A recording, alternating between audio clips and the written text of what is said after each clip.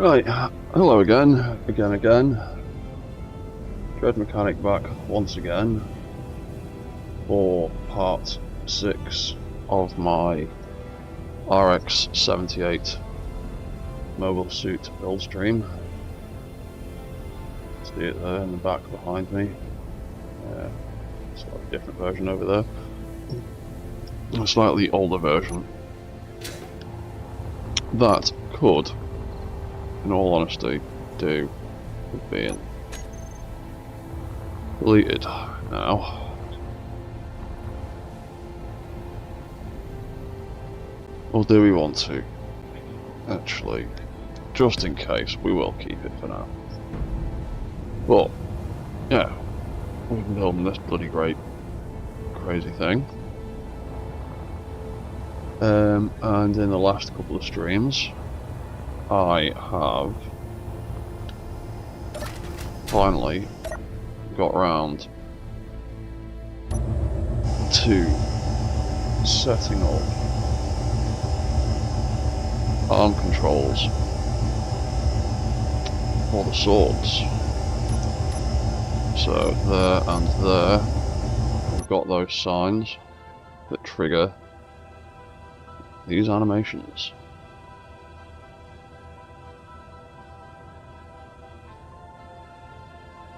Ooh, something's going funky there.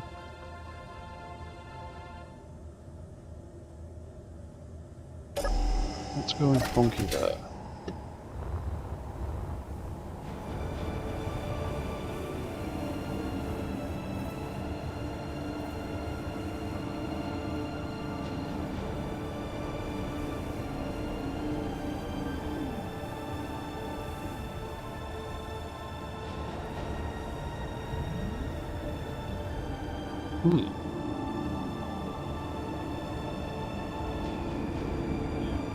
It's bugging out. What was bugging out last time?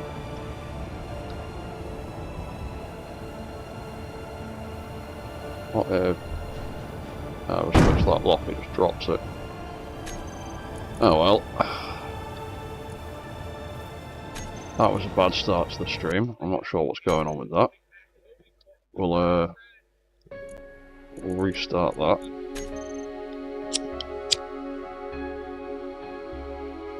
Something's going screwy with that right hand, and I'm not sure what it is.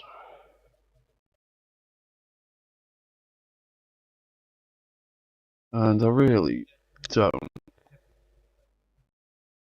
want to have to rebuild the smacking arm. But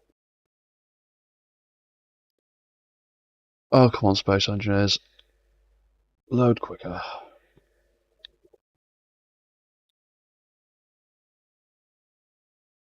Yeah, man. Nearly there.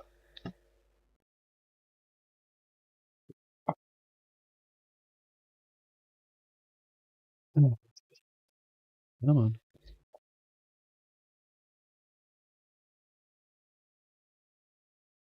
What are you doing, computer?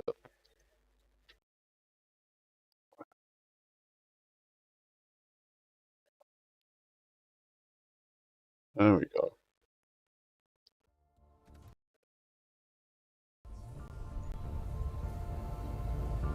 Right, I'll try that again.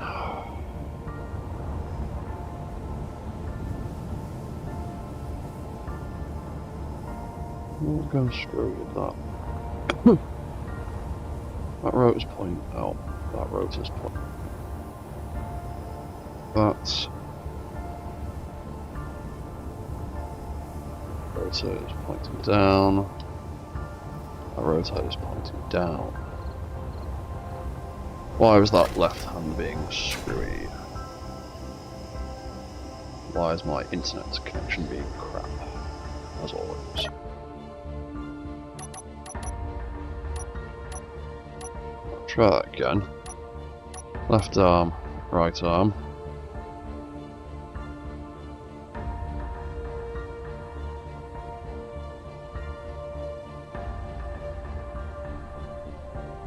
There we go. Sweet.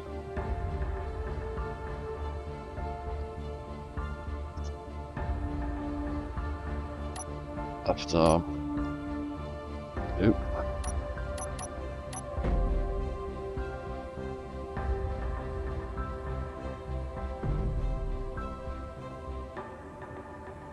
Yeah, now you can put them back. I think that was just sensors being stupid that went wrong before.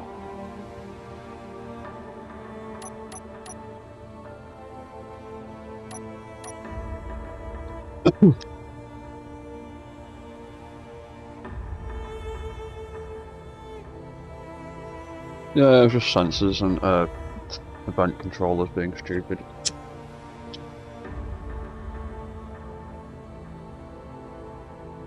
Yeah, now we've got 2 AI controlled arms. I set the arm AI to target friends and neutrals.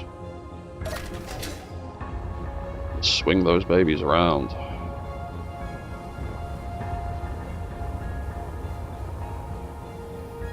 Now that's an issue. The arms can still swing all the way back there.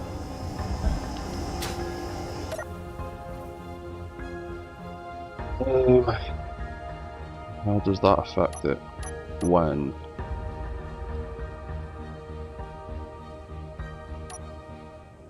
try and reset the arm? It just screws it right up. Yeah. Ugh. Right. Restart again. Because I keep forgetting to copy and paste the latest version of this Mac. Right, so we need a way to prevent the arms from going all the way back there.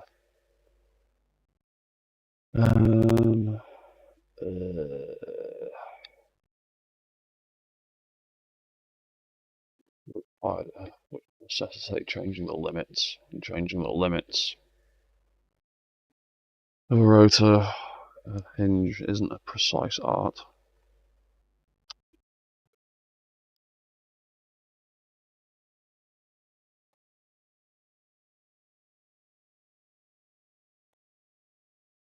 Hmm.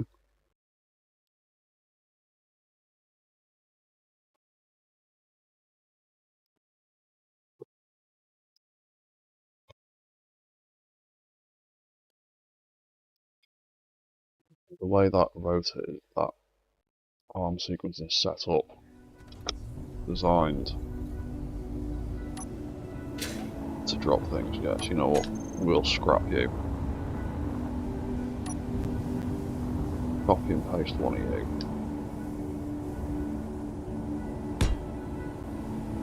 you. Just in case.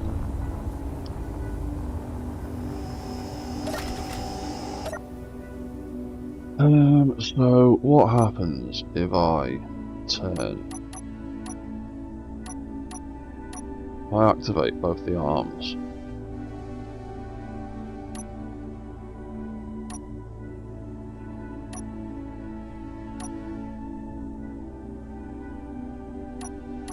And activate the 2 arm stop controllers.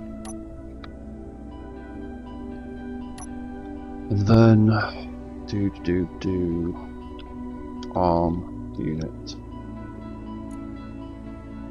How do they respond?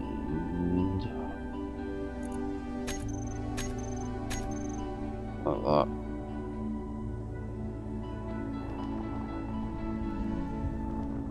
That stop them from going too high. Seems to be stopping them from going too high. Although I am falling over.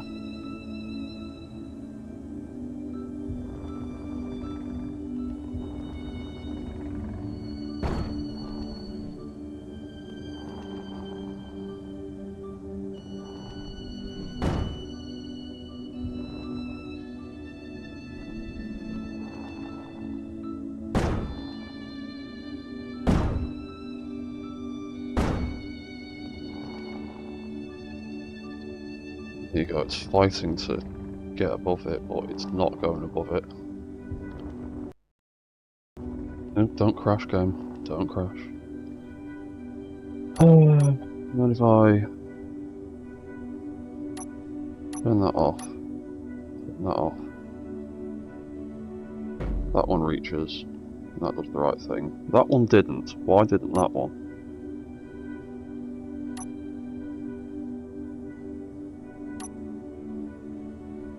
Oh. My god.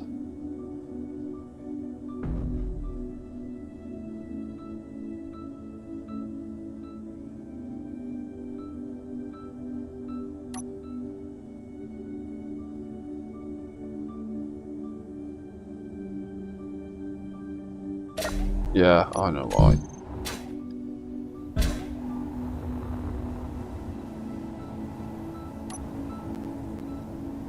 Those things weren't turning on and off again.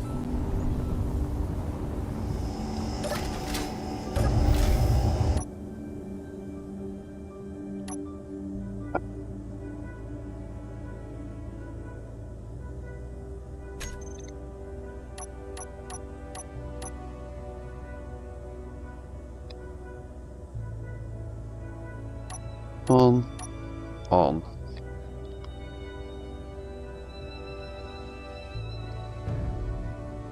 That grabs both of them. And they both activate.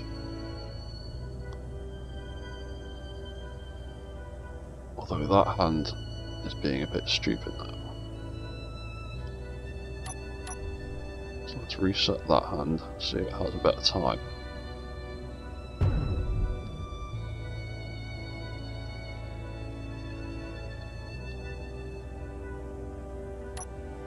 Try that again.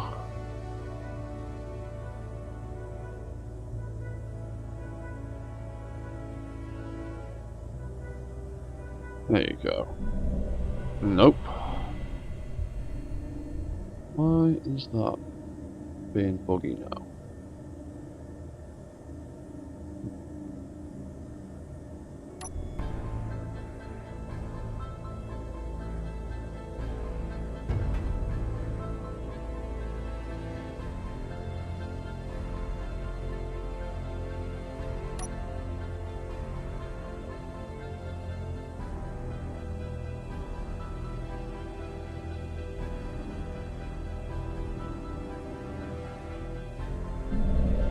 It's just something to do with the way it grabs it.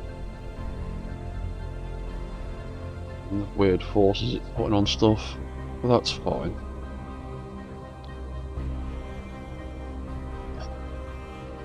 So, we want the wrong thing. Arm stop AI on that one, and the arm stop AI on that one.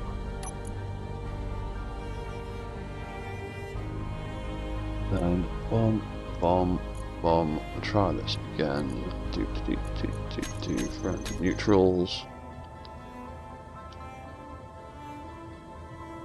Walk about. The arms will do stuff.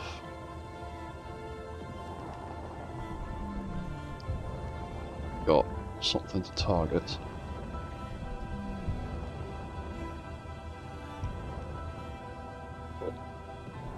They are not going above that limit or flipping over, doing backflips from what I can tell.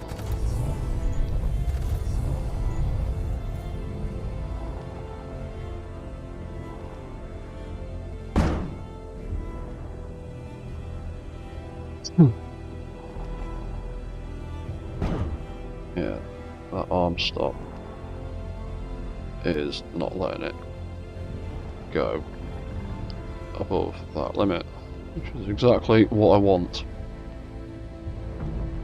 Although the weight of those arms... Oh, no, we managed to beat it there. Damn it.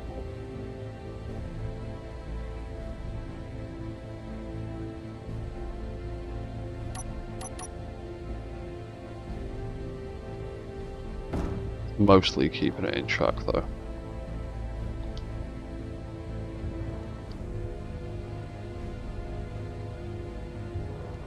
see it's fighting with it. So, if I then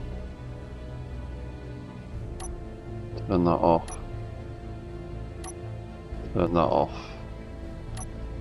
and then deactivate both of those arms,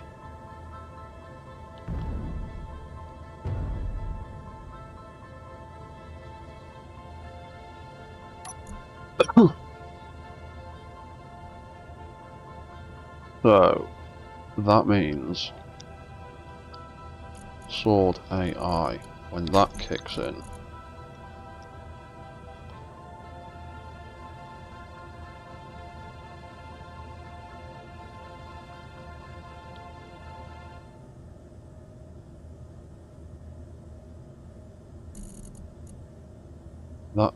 when that kicks in, on the arm stop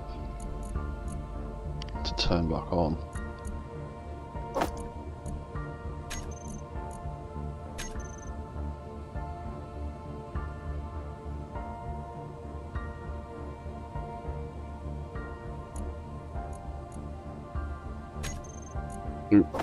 And that can turn back on there.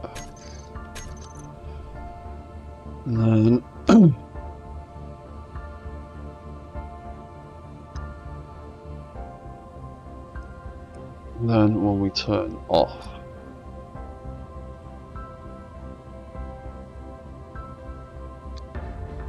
I'll do it. That first.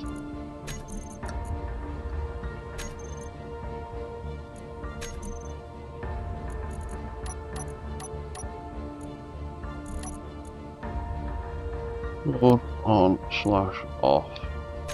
Go on there. We want arm stop to go on there. And then when we turn it all off again,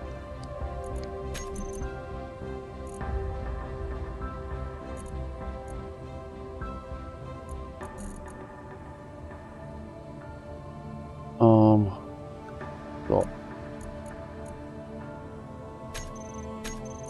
Turn off there. And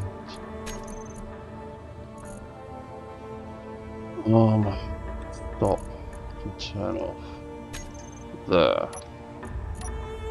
Oh no, not there.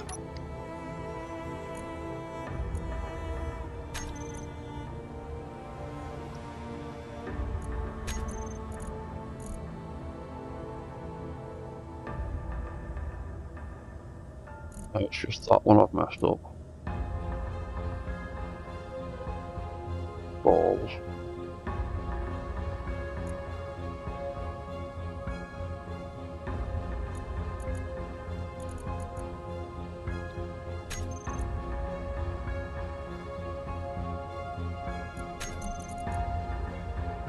I need to move everything back a block. Oh damn it. Sword arm.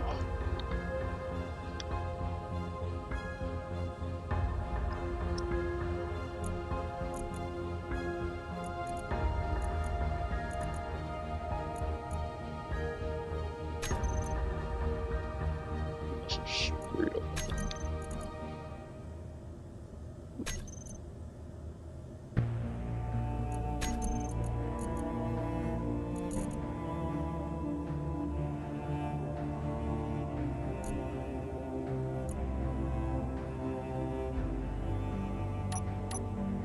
Off.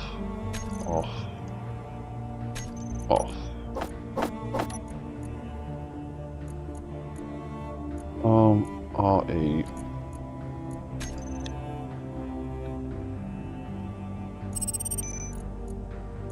RE, right, hinge and rotor.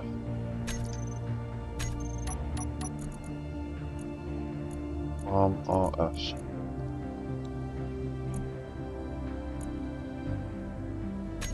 Rotor.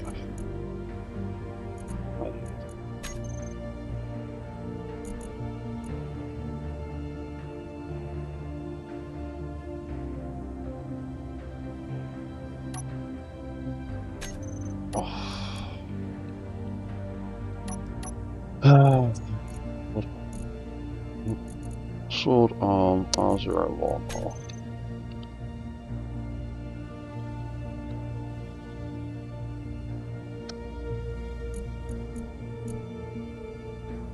Two.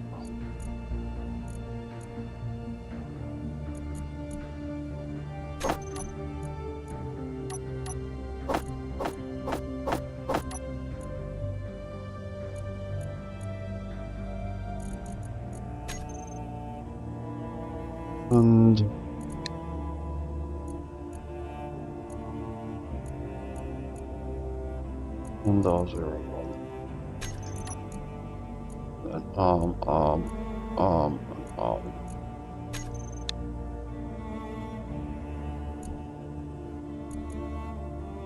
Arm.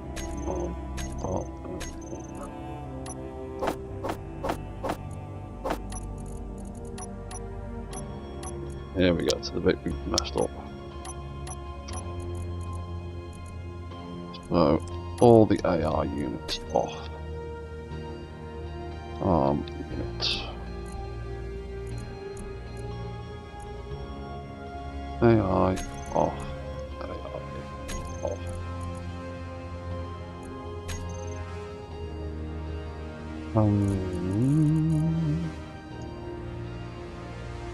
Off. Then we want hand light, arm light, blah blah blah. And lights.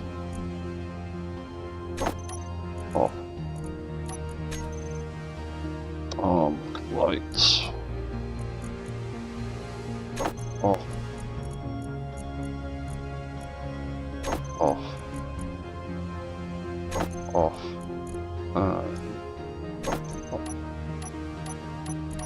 Right, they're both identical. That can get changed. It was supposed to be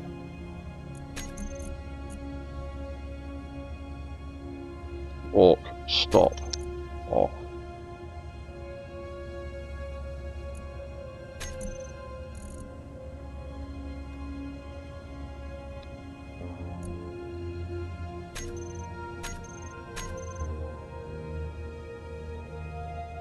Right, so he can walk around, do his thing.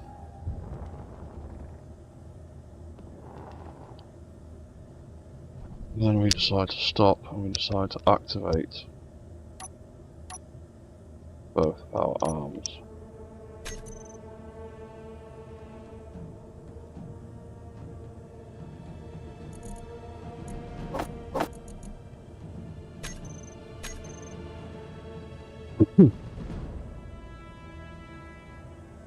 And the AI kicks in.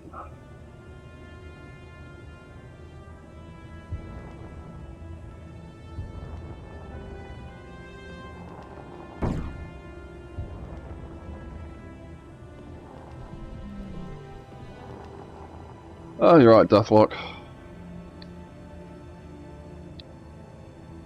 Right. And then, from there, this is all going to go terribly wrong, I bet it is. So let's make a copy, just in case. Turn that arm off, turn that arm off.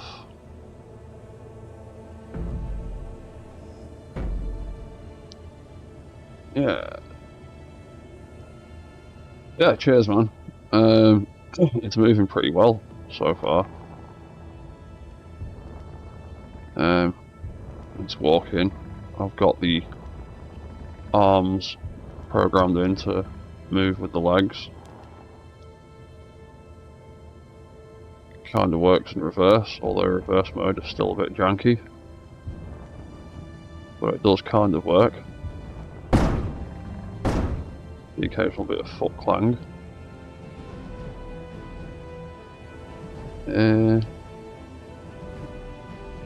And yeah, I'm just putting the finishing touches on these laser sword arm animations.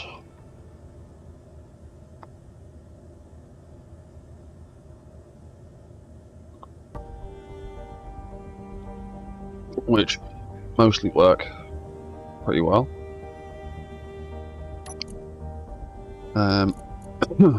One thing I haven't done, turn that on so the wrists can actually move about.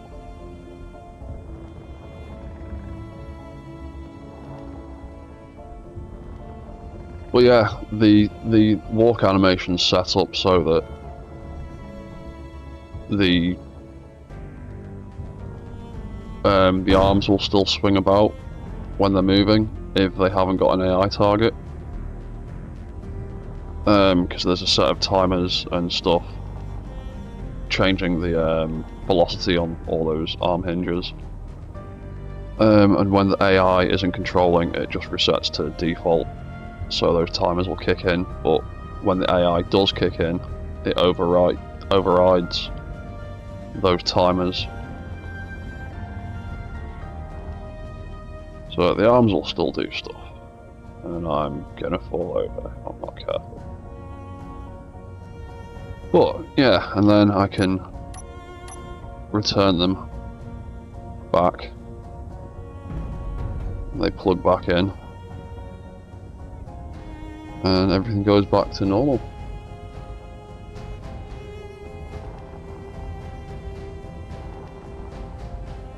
And yeah, the the laser swords look better in the dark.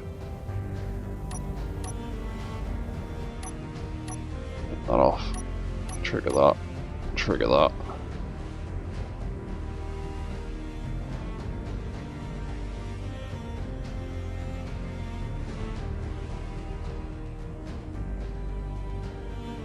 Yeah, way better in the dark.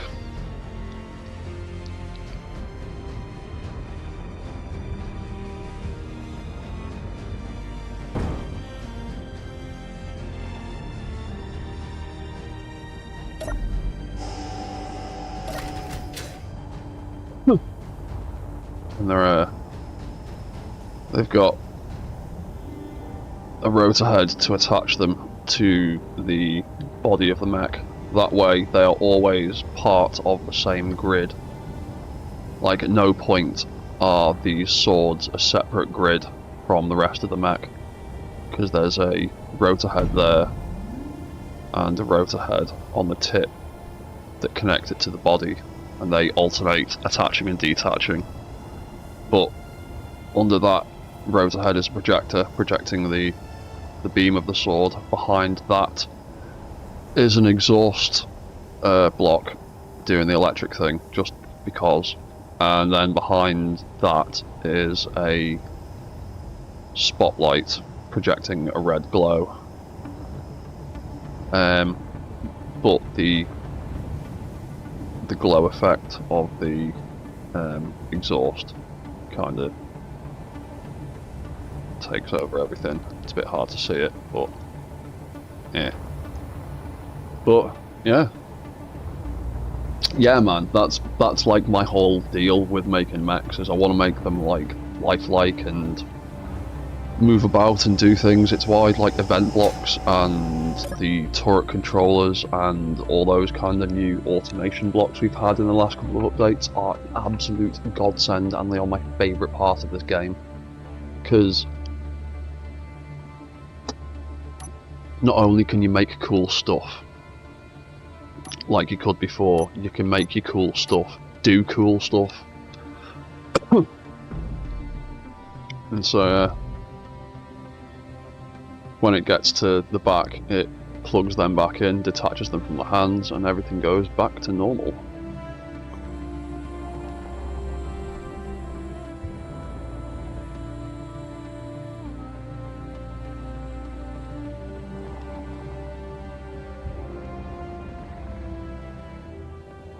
Yeah, well, I was racking my brain for ages trying to think how I could make the swords work and actually attach at a reasonable angle rather than just using mag plates or connectors.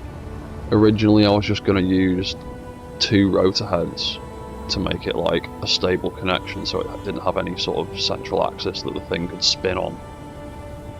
But then I realised I needed a block to be able to connect this stuff up.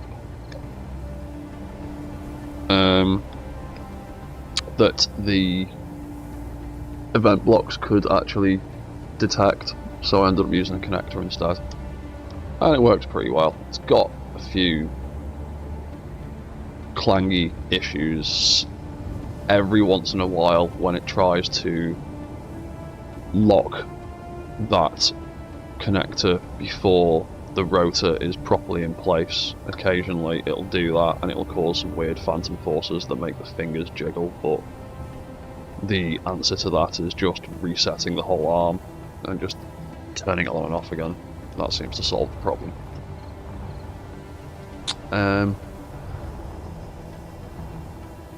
Yeah, I quite like that little system. It works quite well. But it's just got that one to connect it up. But that's also got they've both got a conveyor port behind them as well. Because I was originally planning to do something similar with the big ass assault rifle that he's meant to have.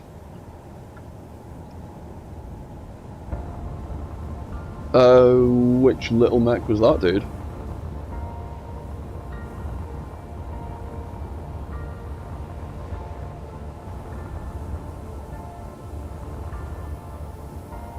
Right, so that's that. That's all working fine.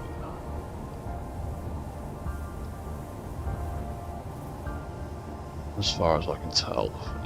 So let's delete you. You don't need to be there anymore.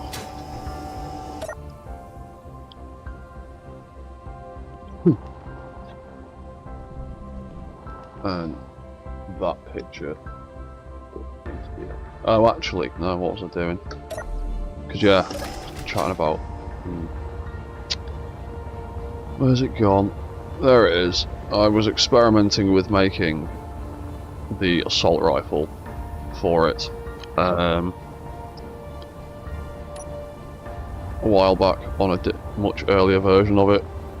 So that's like the gun with the hand attached, but I still think it's a bit too big. I might try and scale it down even more, but that's that for now. The arms work. The walk cycle works. He can walk while he's got his weapons equipped. Little military mech, front page. Give me a second. Steam's probably going to kick off at me as soon as YouTube's probably going to kick off at me as soon as I start web browsing.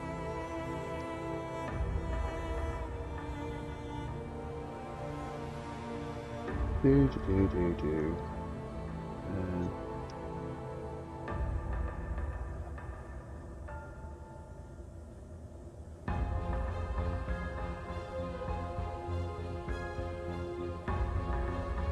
Steam, stop being. There you go, it's the right one.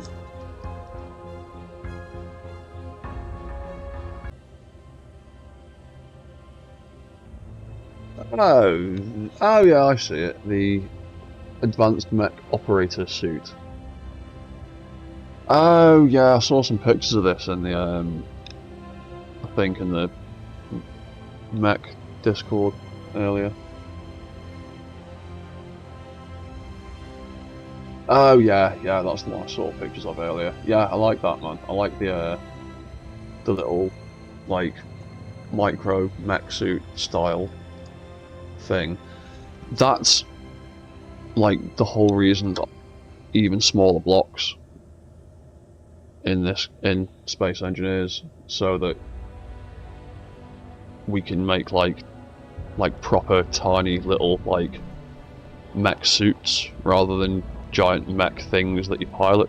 I mean, giant mech things like this are cool, but I like trying to make small stuff. 2.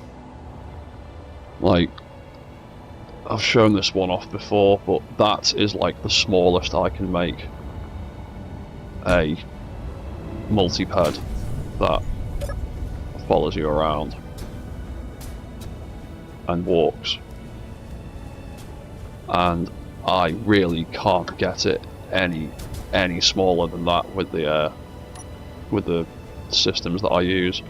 But even then, it's still the size, like, of like a large forklift truck or a telehandler or something. It's still fucking massive. The next one's gonna be more feature packed. Well, that's the trick, man. Like, start basic, get it walking, get it moving, get it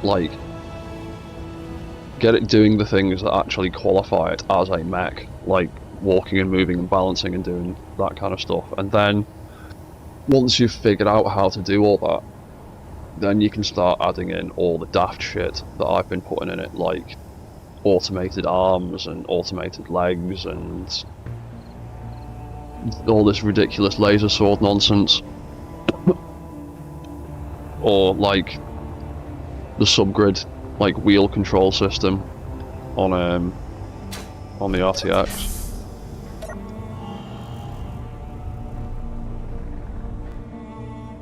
Which I still need to finish this off, and I still need to publish it badly, but I keep getting distracted by all the mechs. But yeah, this has got the vanilla subgrid wheel system and handbrake. Yeah, timer blocks. The important thing to remember with timer blocks is the sequence of actions that you select.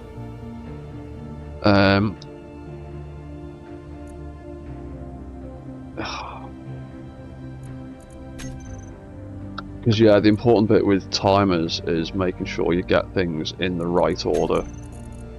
Because obviously it triggers everything from 1, 2, 3, 4, 5, 6 in a row on page 1, and then it'll do page 2, and then it'll do page 3.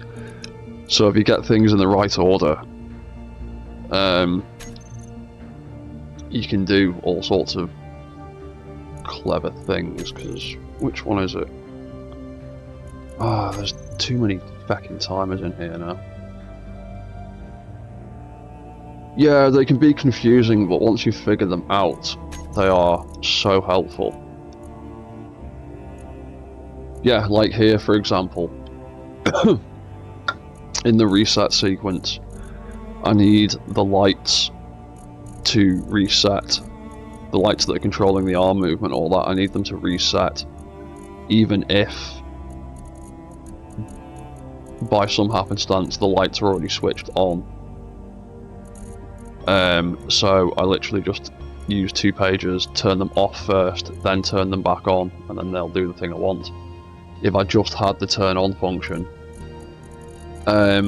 this whole timer block wouldn't work properly, because if the lights were already on, it wouldn't do anything. So being able to turn them off first, then turn them back on again is super handy. And again, with event blocks, it's always good to remember that that is your, it's just a binary system, it's like a sensor. That's what happens when you're triggering the block. That's what happens when you're not triggering the block. Like a sensor, when it's activated and when it's not activated, it's the same thing, just with more options.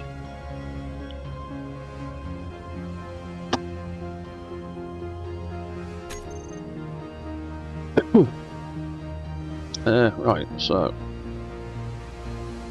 those arms all work nicely. We've got a walk mode that works pretty nicely.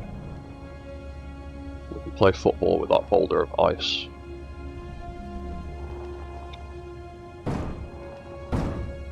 Don't fall over, dickhead.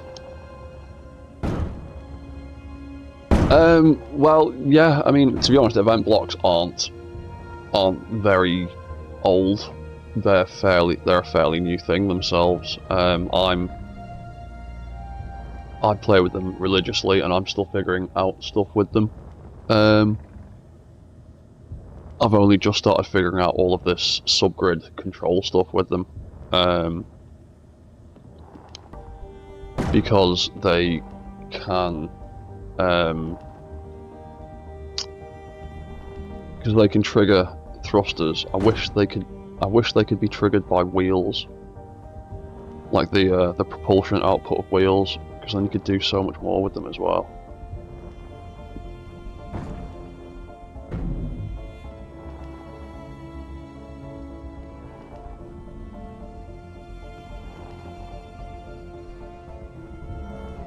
But he's walking pretty well, and there's not a single script in here yet. Still, it's still all just event blocks and timer blocks and turret controllers for the arms and heads. There's still not a single programmable block or any scripts in here yet. So you can do some really mad shit with just the basic setups.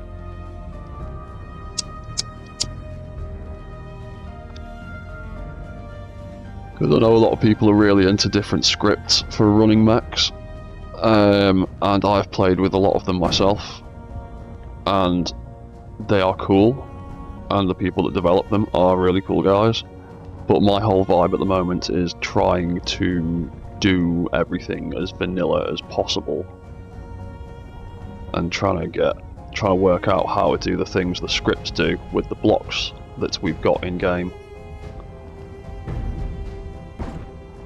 So far, I've had some pretty good success.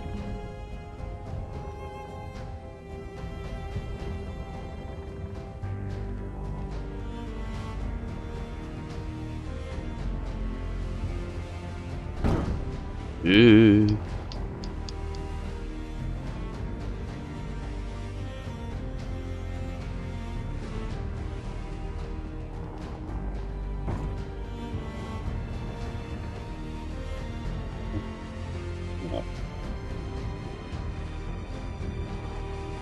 Can we possibly back up close enough?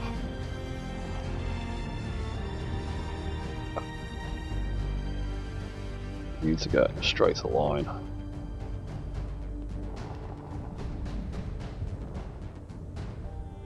I trying to back in a forklift truck at work?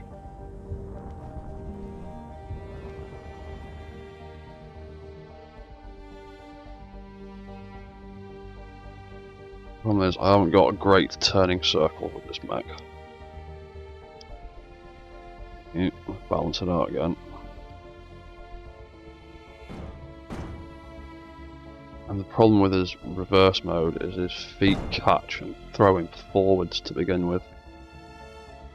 Mess it all up.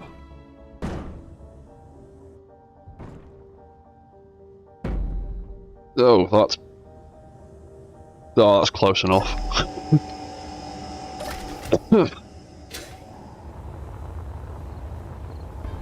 That'll do.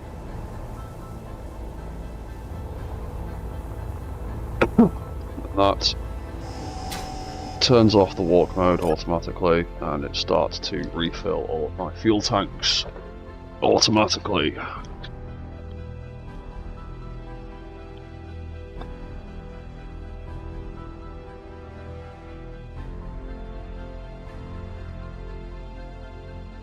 I'm curious.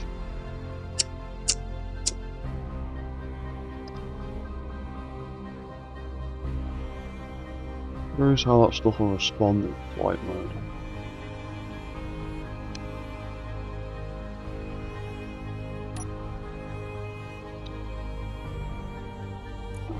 Flight mode on.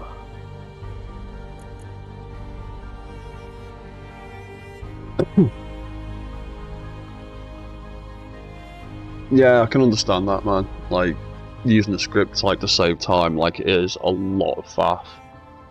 But all that faff is the bit that I really enjoy.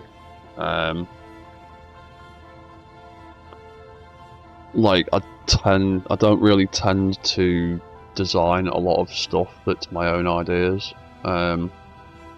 because I tend to get lost in all the blocks and shapes and all that nonsense, I tend to just build replicas of stuff, so the designs are usually already there for me to play with. It's trying to make them work that's the bit I enjoy.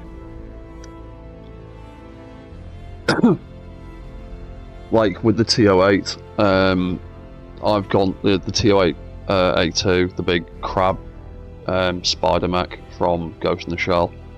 I've built that like 3 or 4 times or something, and every time I've not been able to quite figure out how to get it to work with the body and the head, and have the head like controlled by the pilot and not just flap around. And on the latest version, I've finally cracked it, and it works really well, and I'm dead happy with it. Whereas I know there's a lot of scripts that you could use to just have a script just control the head and blah blah blah and do all that stuff. I was trying to figure out how I could do it with just turret controllers and things like that. I've also got stupid ideas for AI control using event blocks and turret controllers and hinge and rotor positions, and I'm going to try that at some point with this mech, I think. But not quite yet. I want to figure some more stuff out first. Oh crap, what are they? Ah, damn, there's stuff in the jetpack that I've forgotten about.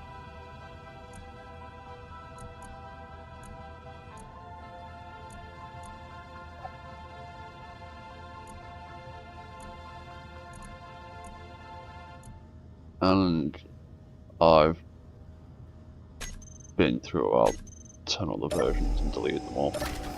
Ah, shit. Have I got an older version of this?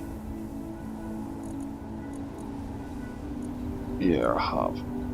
Ah, crap, it's a much older version of it.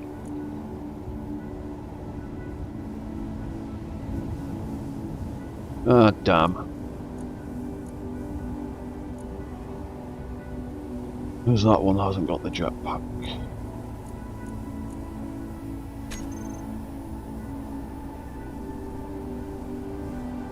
Any in there that are just called subgrid? I just saved by mistake. Nope. Oh, small grid.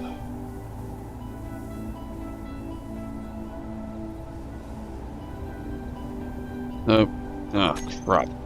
Oh well, let's figure it out the hard way. So, what did I screw up?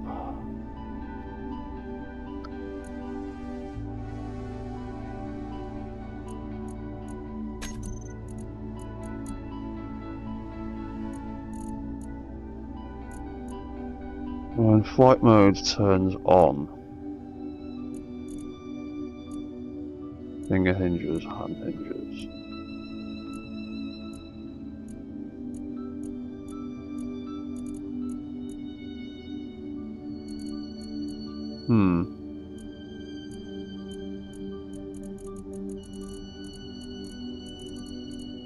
What were those blocks?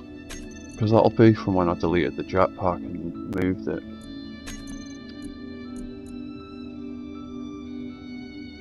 And it's something to do with the lights, finger lights.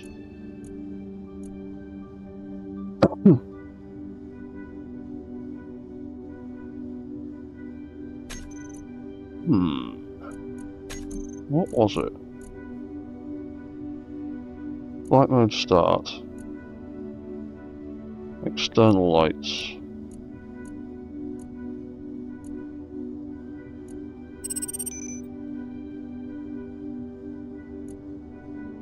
I don't know.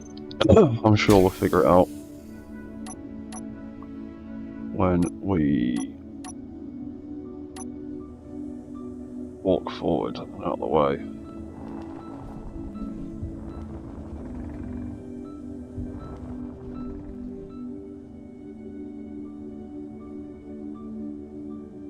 Oh yeah, see you later, man. Enjoy your dinner. I need to make some food too. Cheers for dropping by and having a chat, man. Have fun. So turn walk mode off. Turn flight mode on.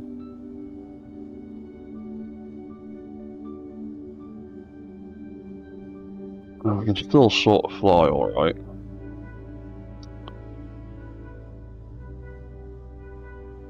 We are getting a bit heavy again because we've got more stuff.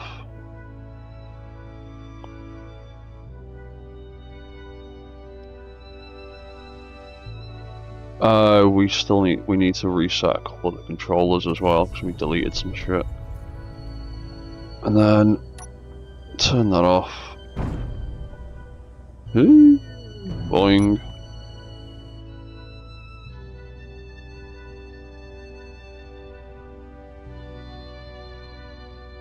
There we go. Right, so some of those flight controllers are messed up. Because I deleted a bunch of stuff. Yeah, that one's not got one anymore. Right.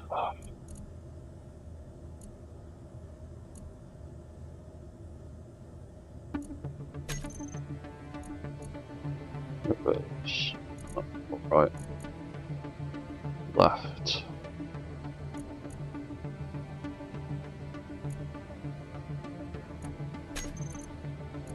Forward. That one's going to be messed up, definitely.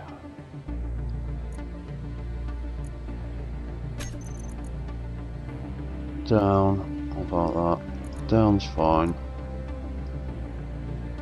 Up's fine. We haven't got around to sorting out roll left and right yet. Because I don't know if we actually do need them. Right. Reverse.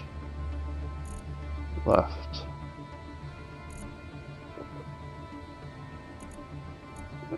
Down. Right, cool. They're all sorted out again. So off and on and flight mode.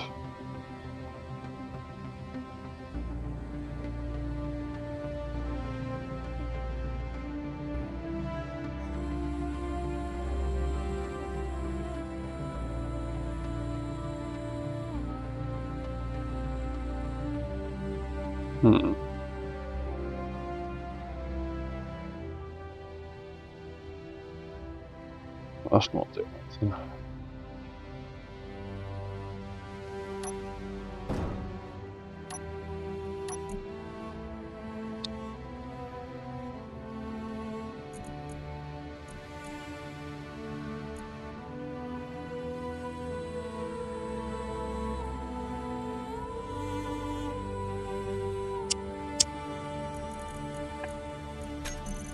Actions.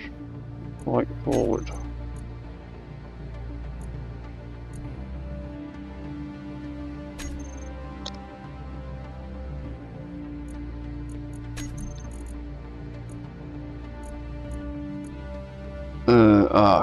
Crap.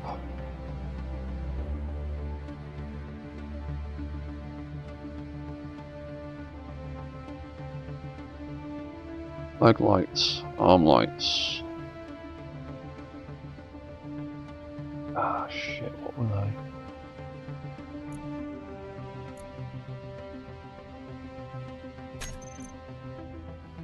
they? Damn, I knew I forgot to do something.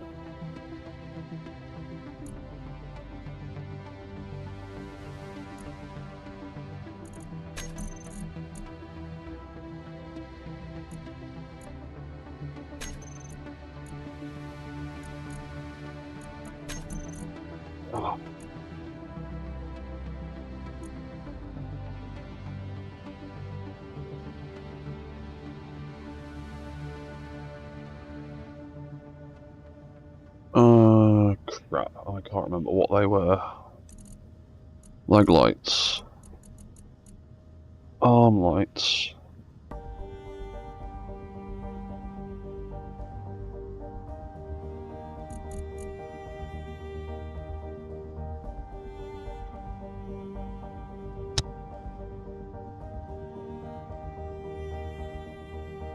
Oh, they were the jetpack lights. That's what they were.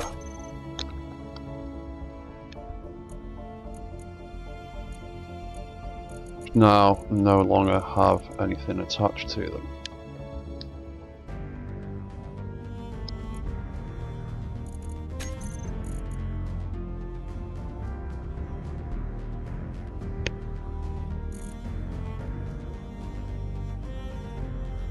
That's what they were.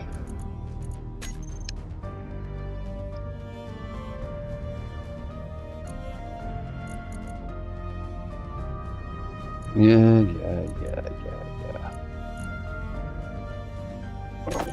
Reset. Increase. Reset. Decrease. So that wants to be jet light.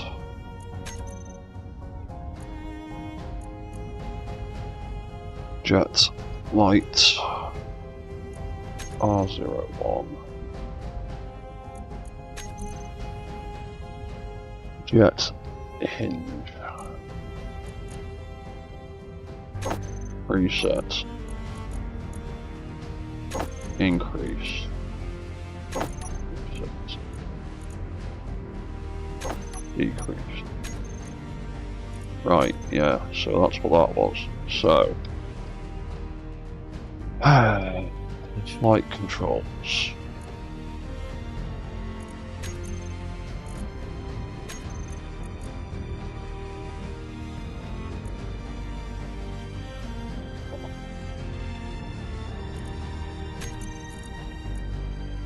Yeah. I remember now. Left, we wanted that one to turn off and that one to turn on.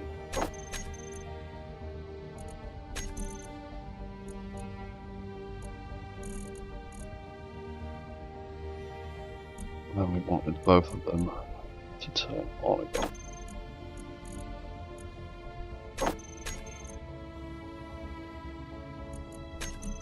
Reverse, we want them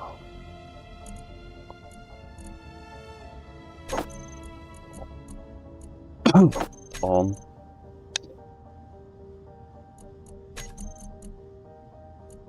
Oh yeah, because that hand moving. Right.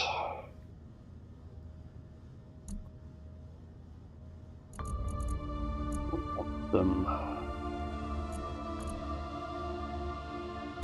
on and off. Roll left and right, none of that, we haven't done any of that yet. Up. Jet, we want them both on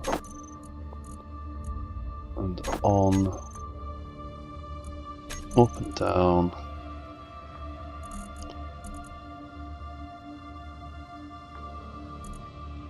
Then on and on.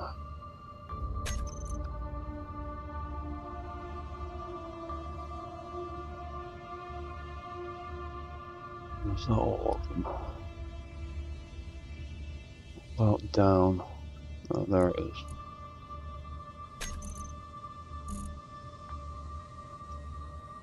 You want them to both turn off, so they look like a little air brake type thing.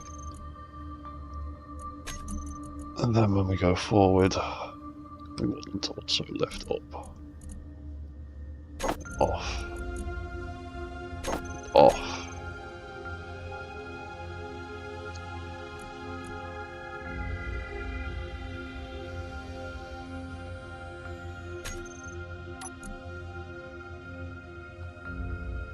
Oh, and that'll be the missing things in flight mode, won't it? Or some of the missing things in flight mode.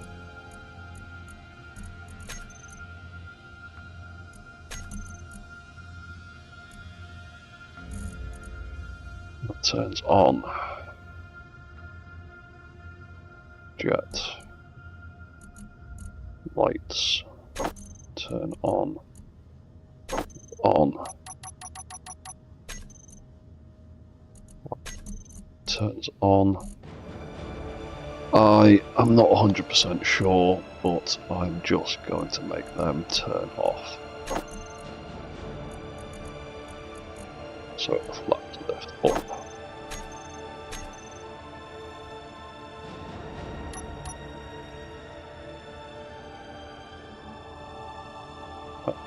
That isn't set up properly.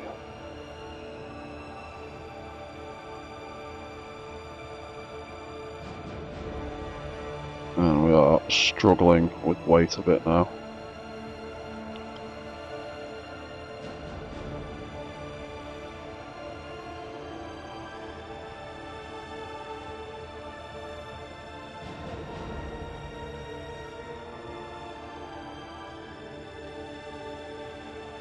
Why is the forward one not doing anything?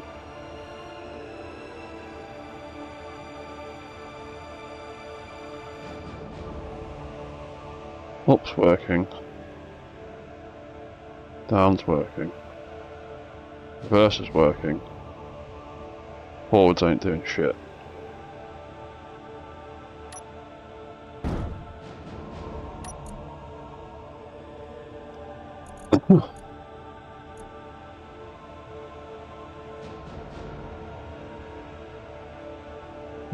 Flight control. Forward.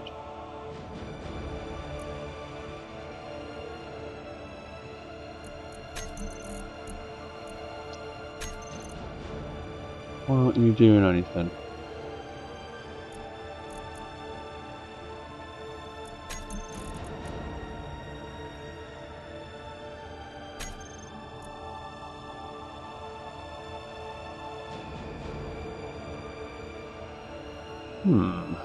Where's it gone?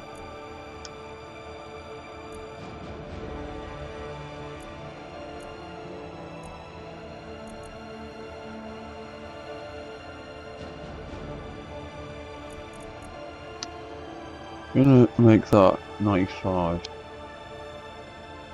What that does. That's gonna turn on forward.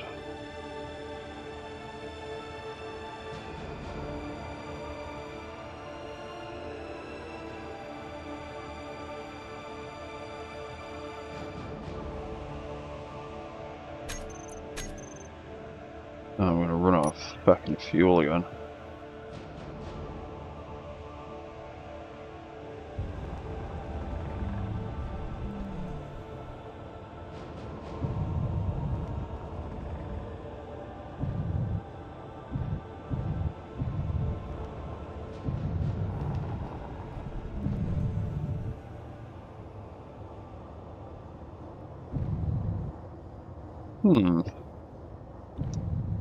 Curious.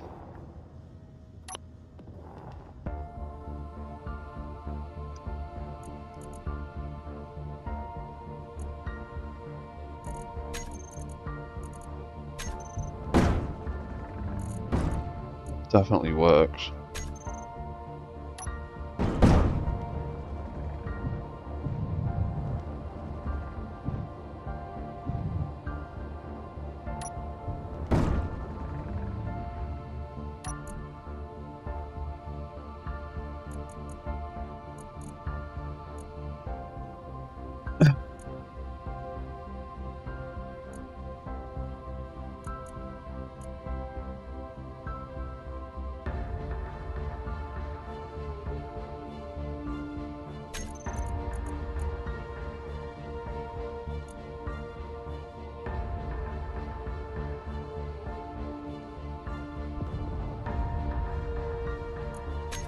Do that one instead.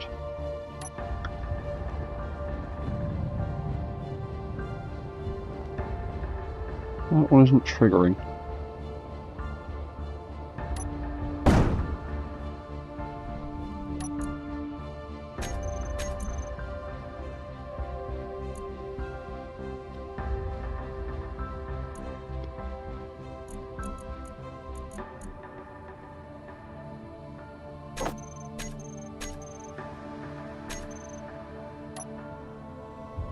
Definitely turn it on.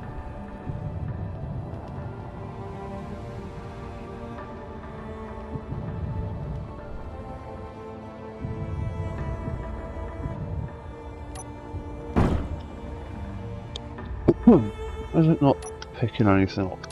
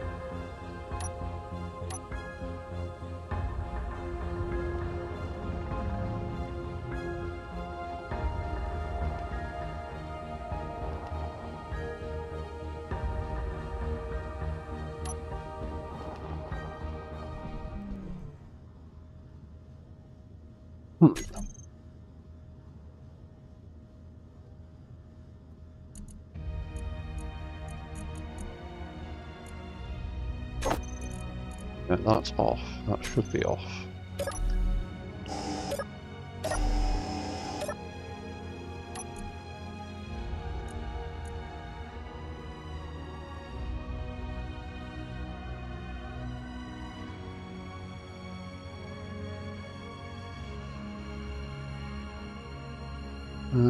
Right, something's messing this up.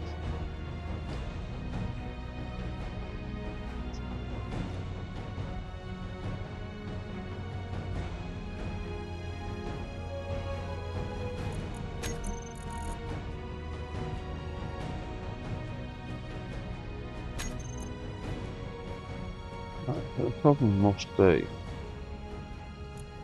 with this controller.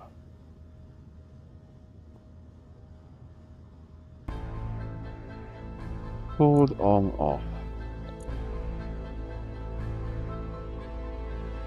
There we go.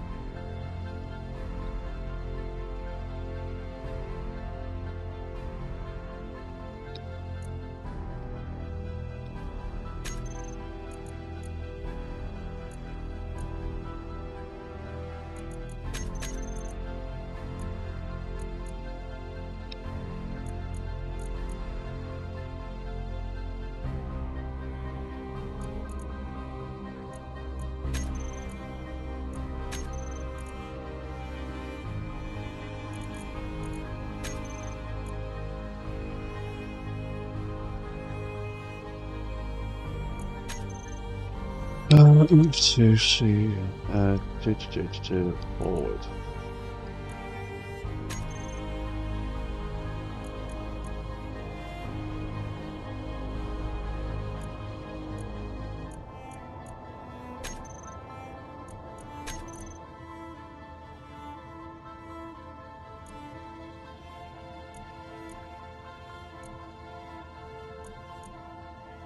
That is on.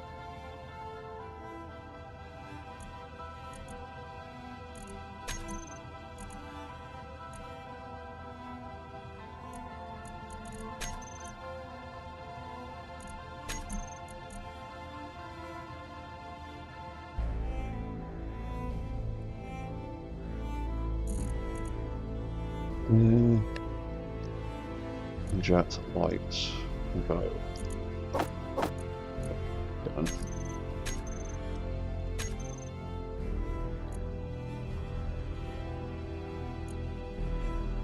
That's on.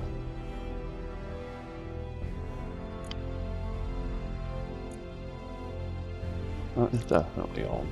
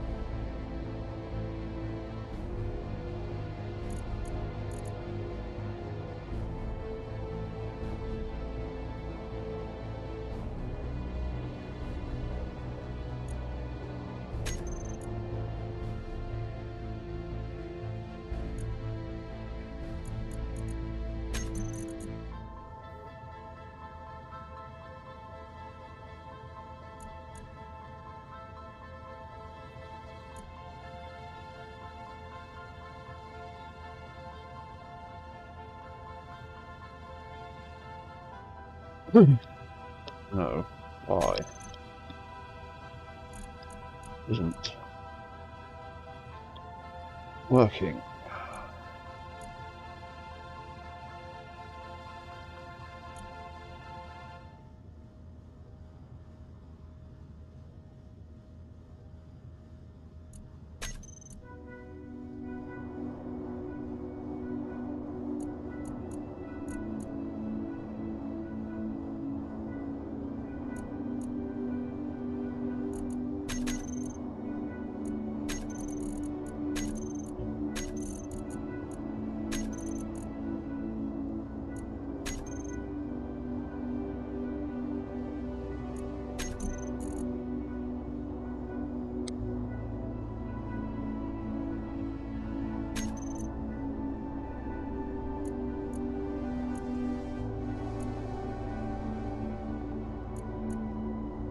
Be triggering that block. Why are you not triggering that block?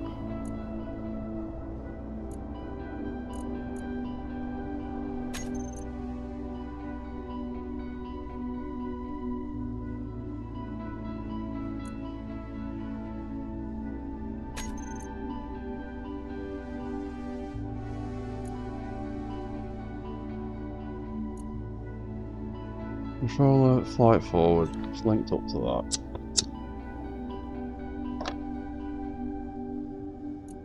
H2 thruster, forward, C01. H2 thruster, forward, C01. Turn it on. H2 thruster. It has not turned that on.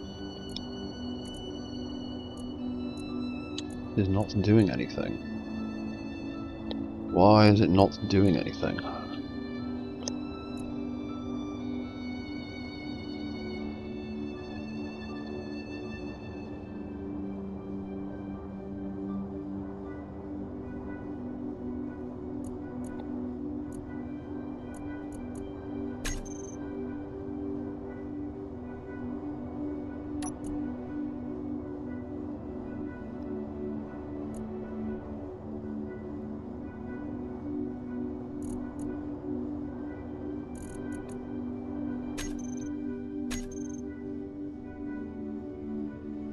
Oh, why is it not doing anything?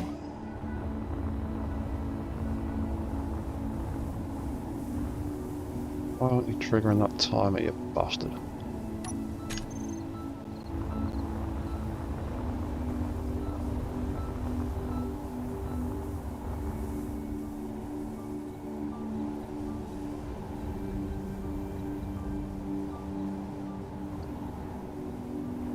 All the other ones worked fine.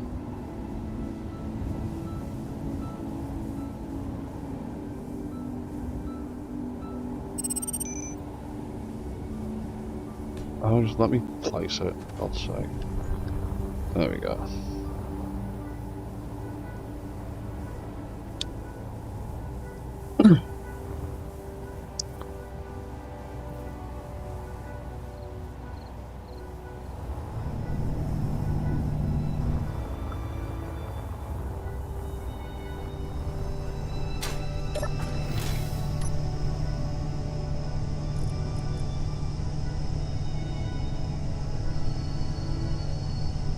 I can't for the life of me work out why this controller doesn't want to work.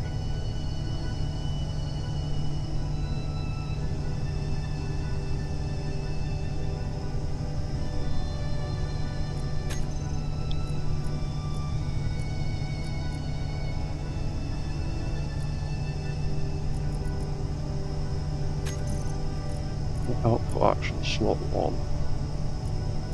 Turns that on. Triggers it. Turns that off.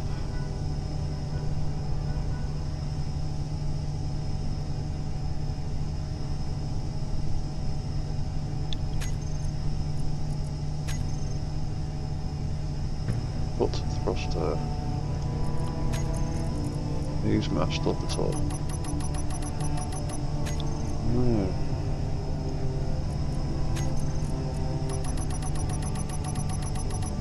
No, you're all fine.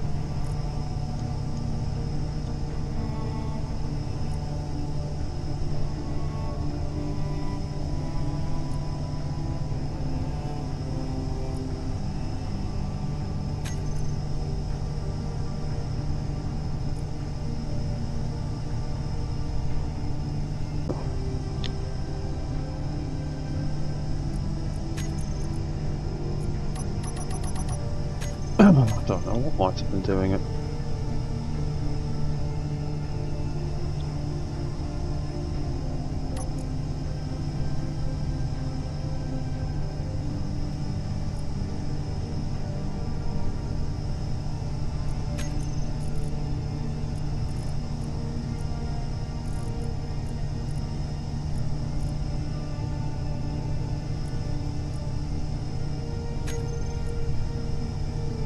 Flight mode start. Am I missing anything in there? Thrusters on. Gyros on. Fixed the thrusters on and off, didn't I? Yeah, because they're all coming on anyway.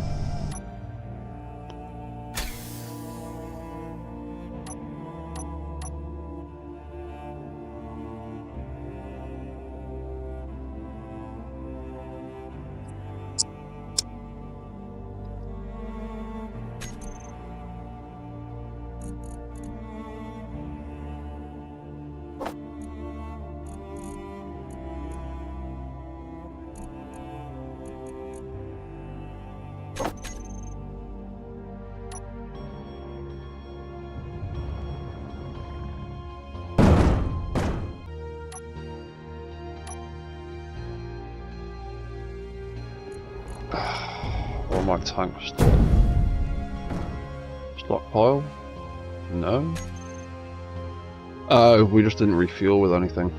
Because there's no fuel left in that fucking thing, is there? So, flight mode. Ugh. Try that again.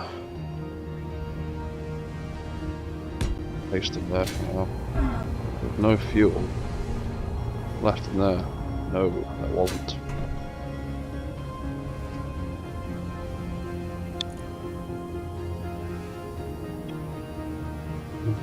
Oh yes.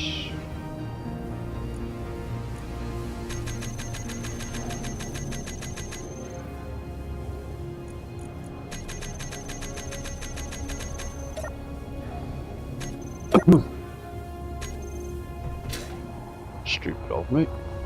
That'll be why we plummeted like a stone.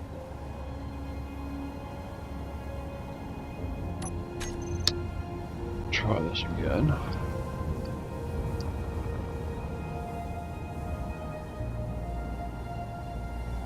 Maybe I'm curious. Why?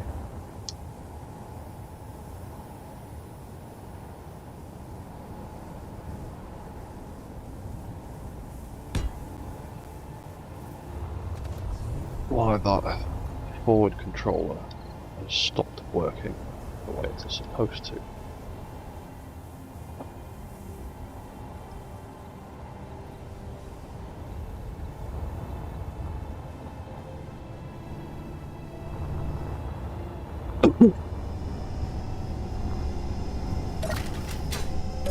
Okay, right, refueling this time, but not particularly quickly.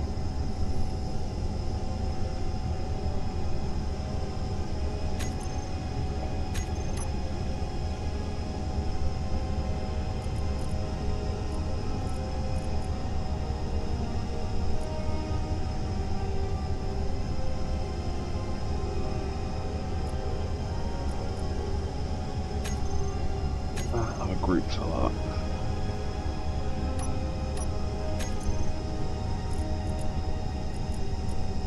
Battery. Read.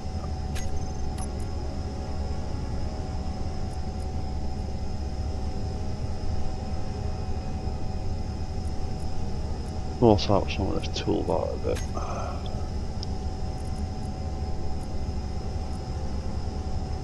At the moment, we only need a few small reactors.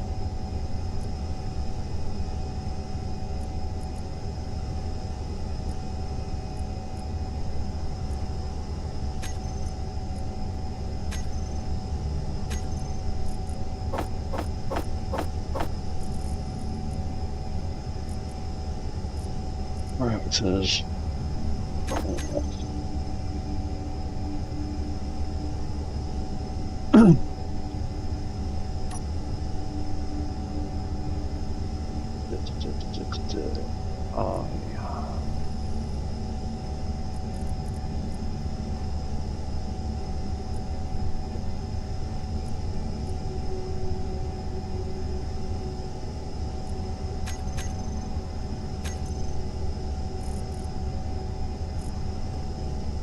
Have that there.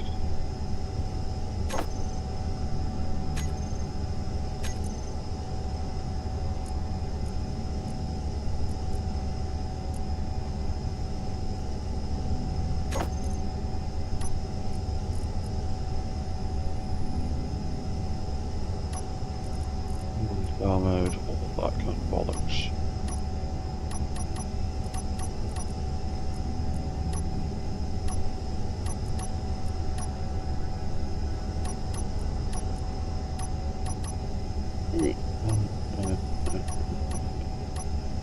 Right, yeah, that's fine.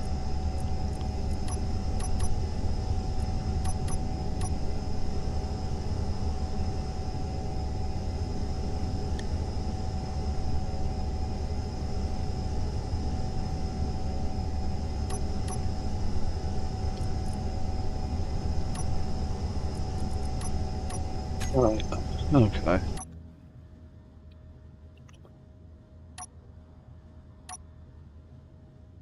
So we can detach from there. We can engage flight mode. Why is it not picking that up?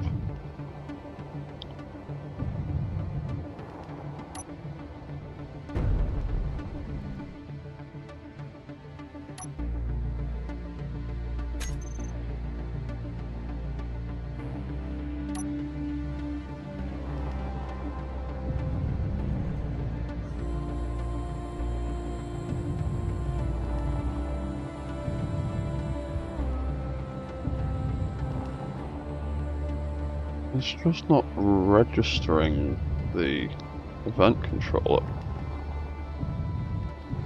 It's doing all of the others.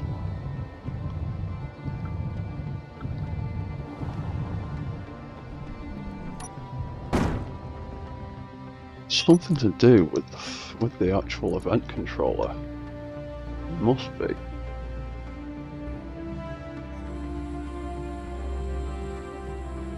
It's not even triggering.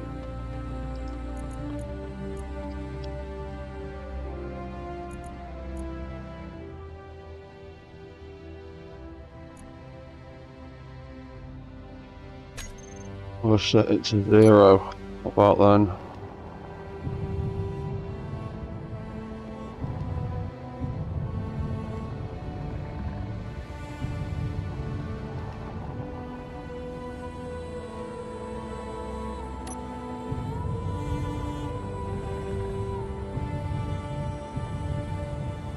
Turn that off, can't even do anything.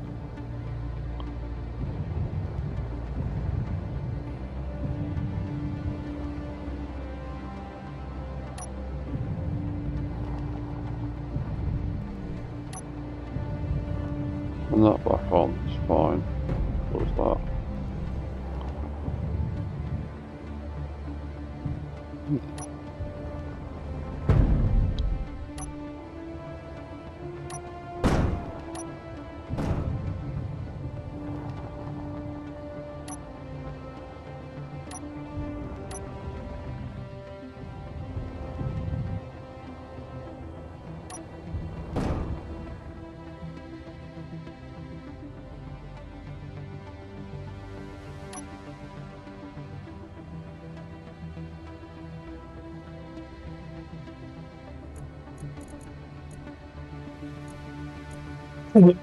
Why won't you even do anything?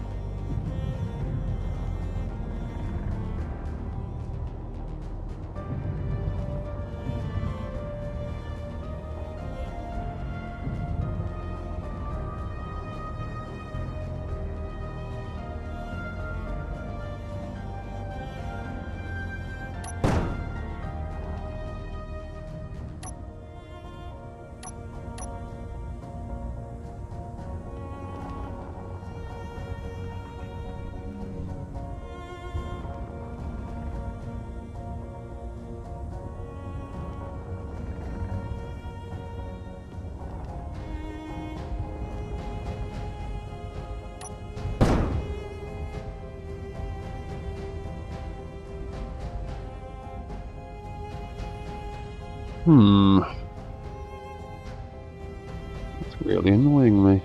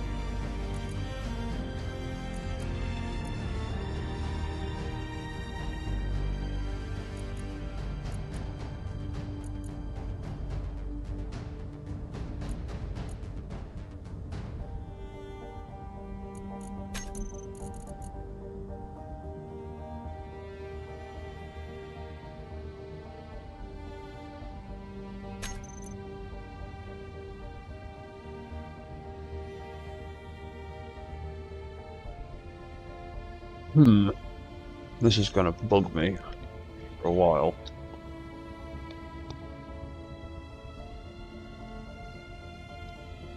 Where's it gone?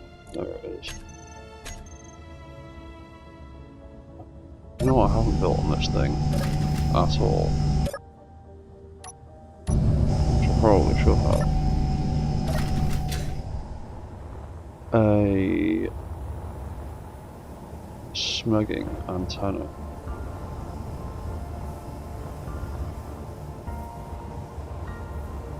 I currently have no antenna on this at all at the moment.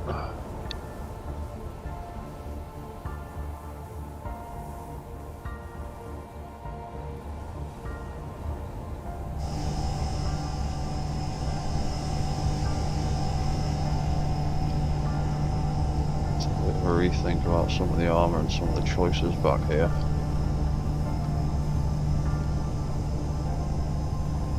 I also need to think about where I want to put the antenna.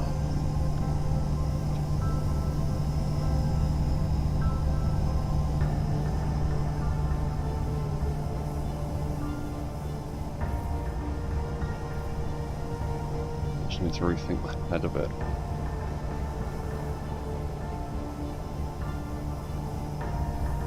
You know what, I'm putting the antenna in the head. Why not?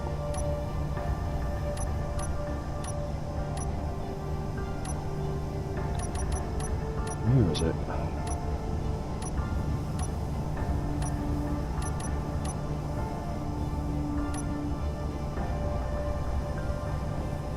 I've really not got it set up on this one.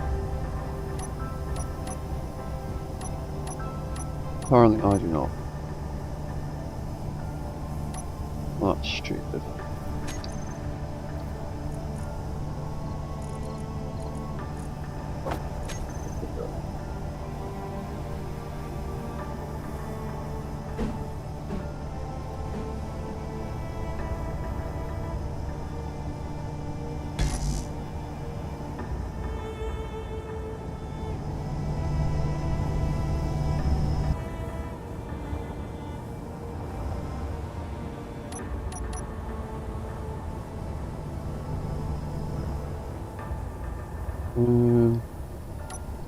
Oh, that's what.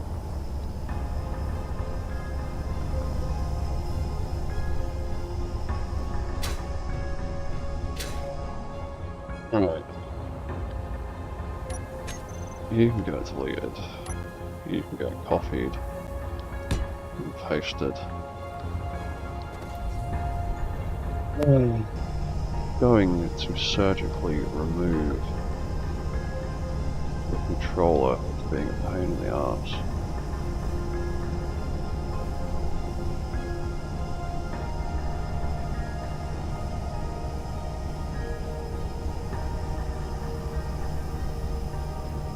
I'm going to replace it.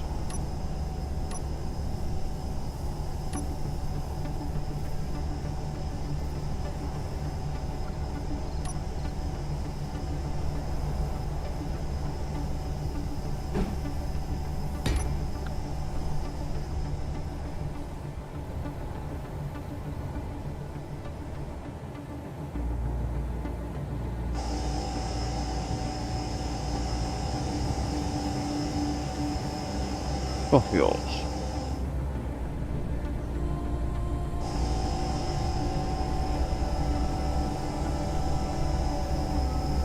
That can get turned off. That can get turned off.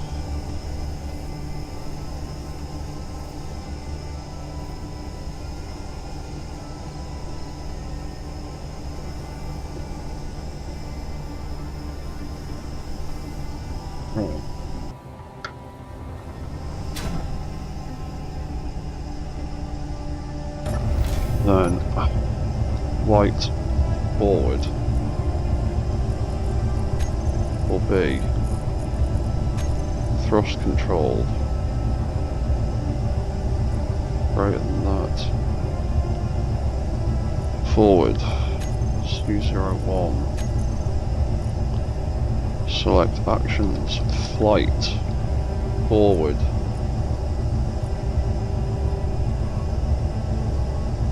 On. Off. Trigger.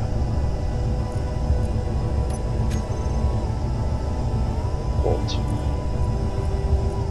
Thruster. On. Off. Trigger.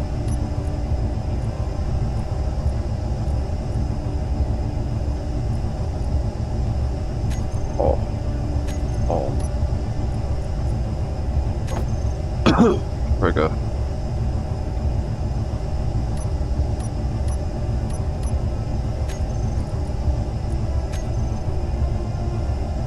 Flight mode on. Flight forward.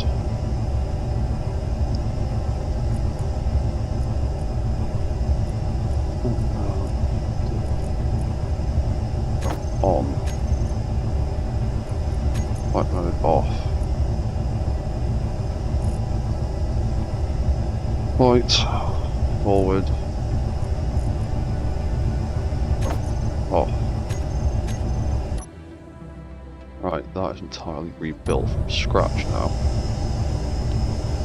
G. Flight forward. On, off, so I can see what it's doing. Right. Turn that off. Turn that on. Up we go. Forward we go. Okay. Whatever was going on with that event block seems to have been fixed.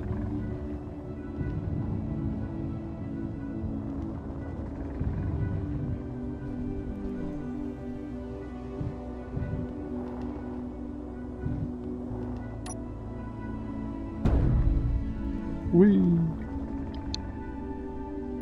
Okay. Light.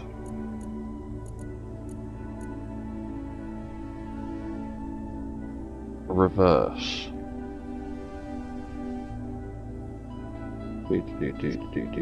Do.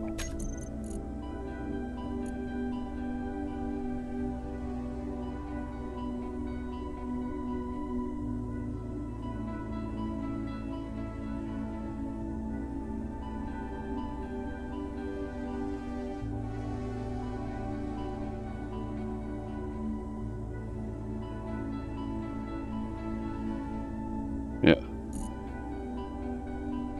Right. Forward, reverse. Off. On. Alternate trigger. On. Flight. Up. Forward. Off.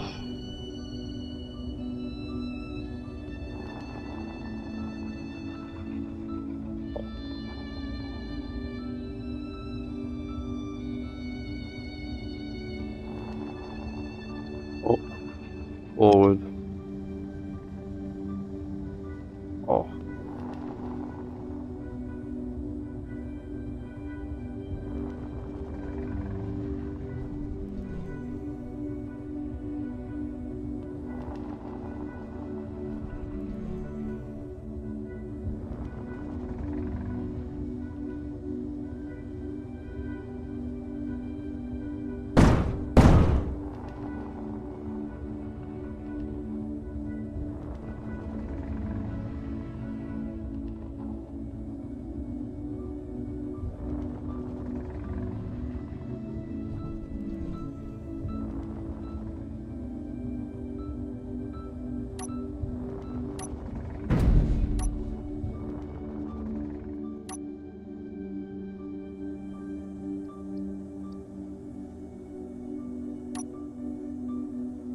Right.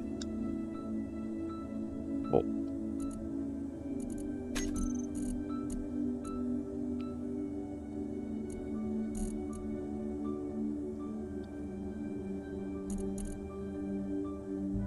Off on.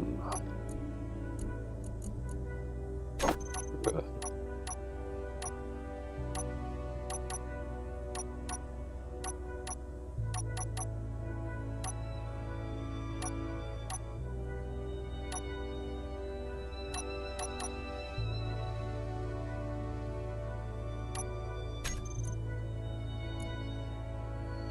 Right, reverse.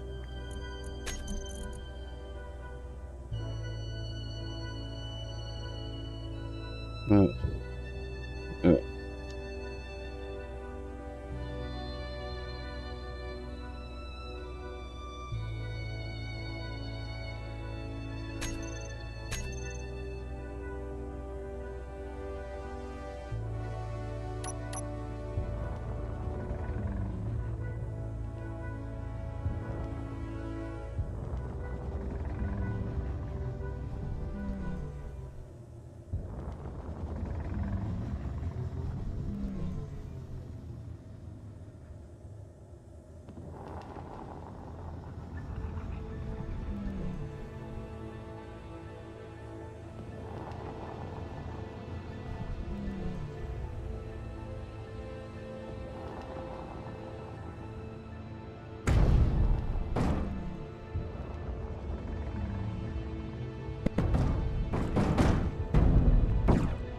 And we're out of fuel.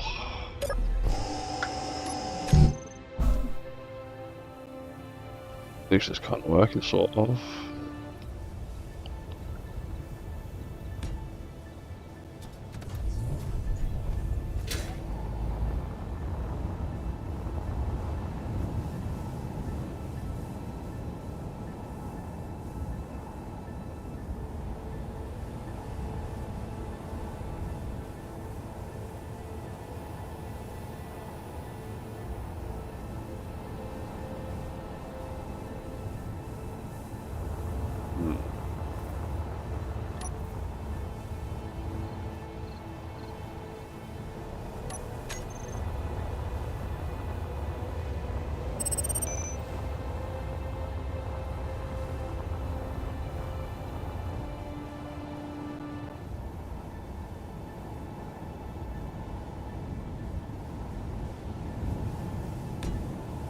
Stick that in there. Reverse that.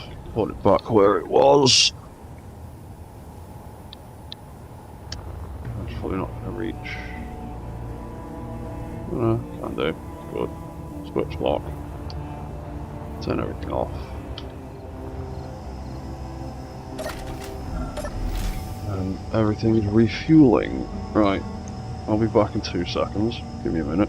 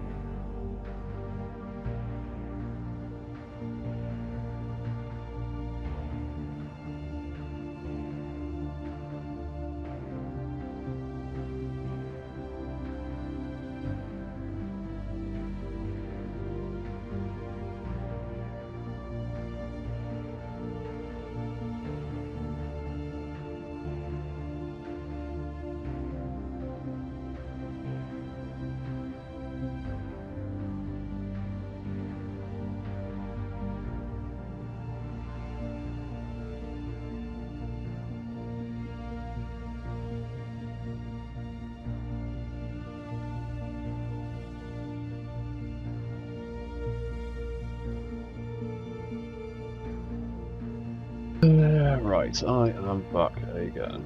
Let's take those pictures down.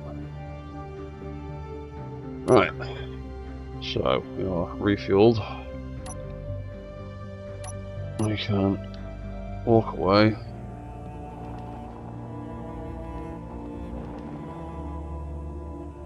Now the issue we've got now is having issues with vertical. Well, we're having issues with thrusters again because we've added all of this weight.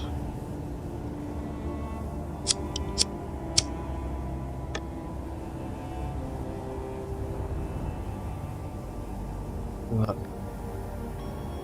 realistically.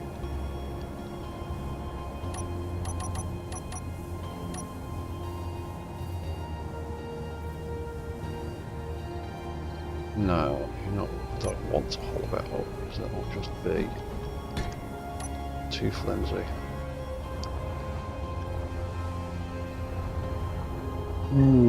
So we need to think about trying to squeeze in more thrusters somewhere. I also need to sort out this broken jetpack nonsense because we had to completely chop off this jetpack and move it all the way to the back. And a gap there.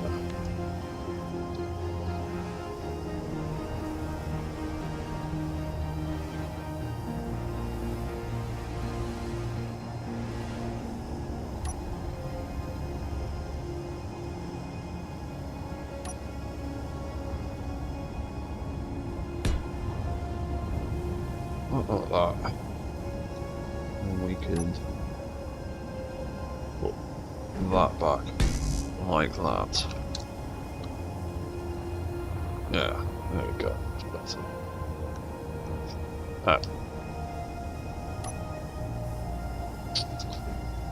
That can go there.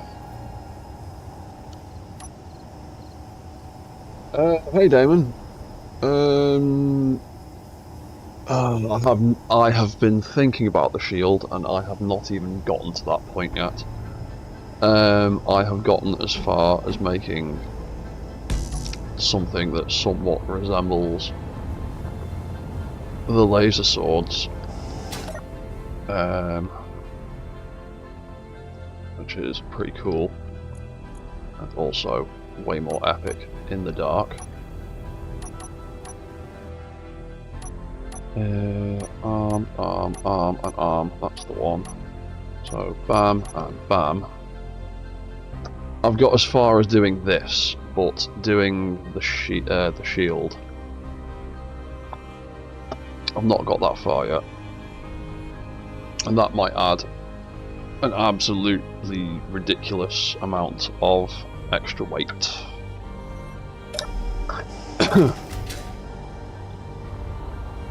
Because I've been playing around with the gun, or I've prototyped a couple of versions of the gun, but again I've not figured out how to attach it or the weight issues that are going to come with it, because I've already got weight issues from just making these swords. They're starting to push the thrusters to their limits a little bit. It's slightly frustrating. So I need to also finish off the back of this jetpack. Do something like that.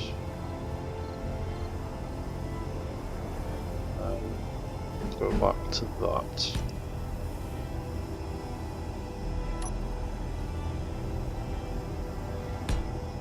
Do that.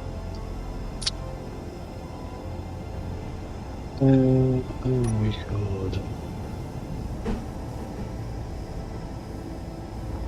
But we can't do that because we'd be able to see.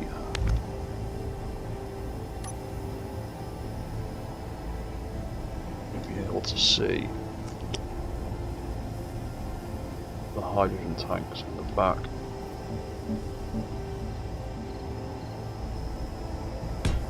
So, do it like that instead.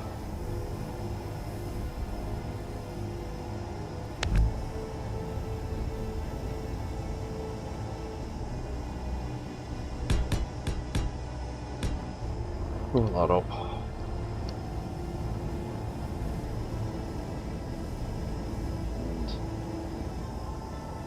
Ooh, actually, that isn't 100% necessary. Ooh, too much. That isn't entirely necessary.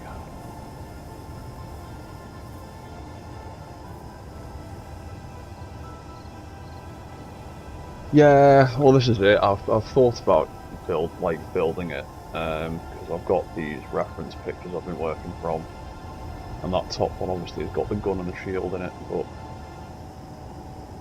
the prototype gun that I made was heavy enough.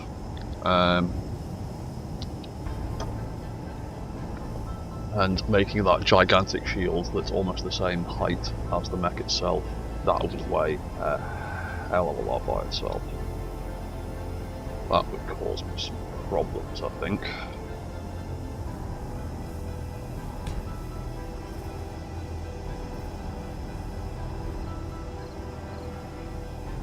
Then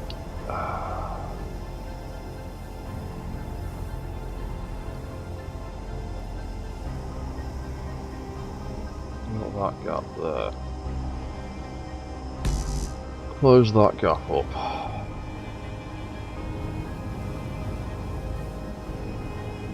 Close that gap up, maybe, like that. Or perhaps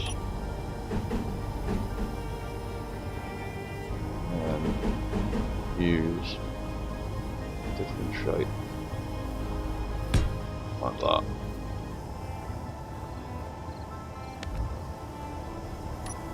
And we can tuck that in.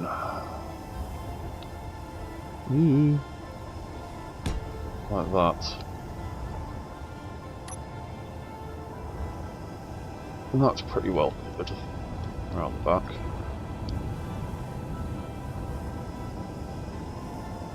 Not too painfully obvious.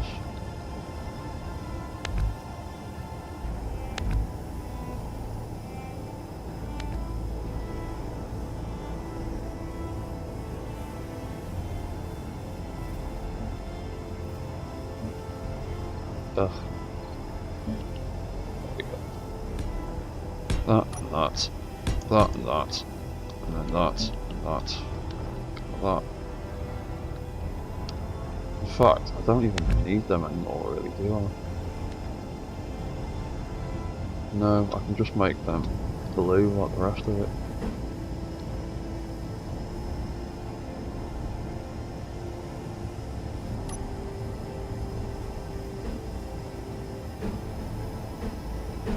Which way were we? That way. That way. Now, the jetpack is a completely separate entity. Sort of. And then we've got this top half that we need to fix. Right, I'm putting those arms away.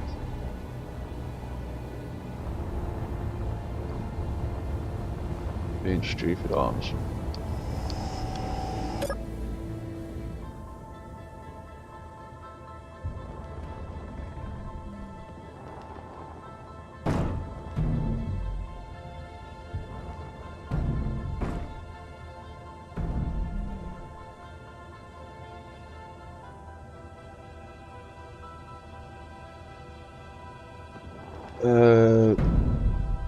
Flimsy joints won't be able to handle. Oh, actually, yeah, that's another good consideration. The weight of the shield.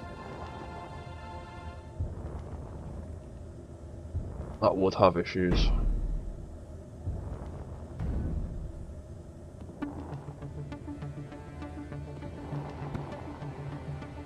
Yeah, that's the only problem when there's a target behind it. It starts doing stupid stuff with the AI. Alright, let's get rid of that.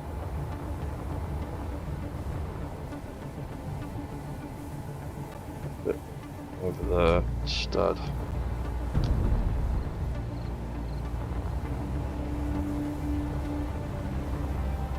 Oh, these arms being stupid.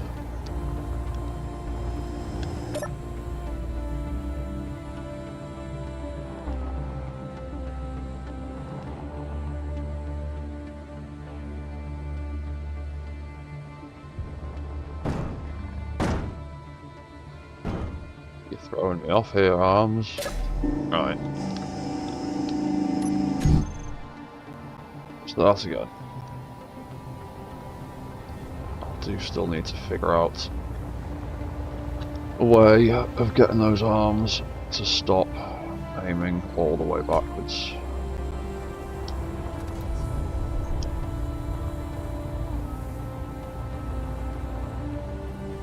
Why are you pointing back there? There's nothing for you.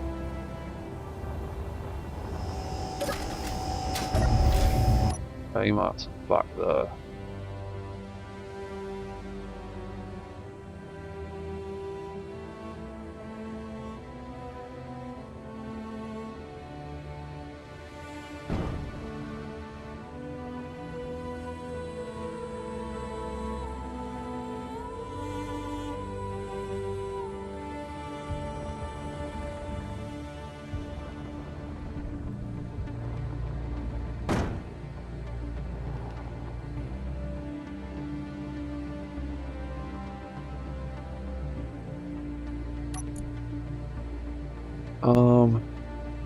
Unit.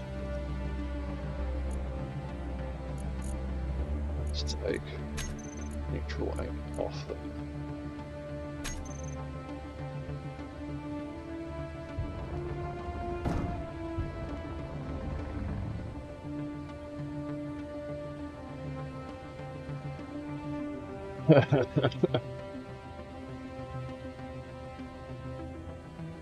Your perfect RX-82, is that like a model version of it or something?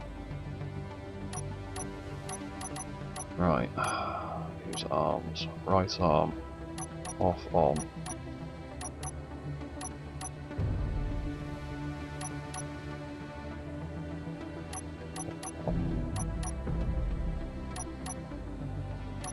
What the hell is that arm aiming at?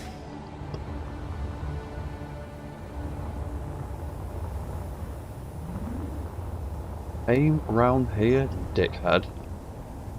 What are you doing?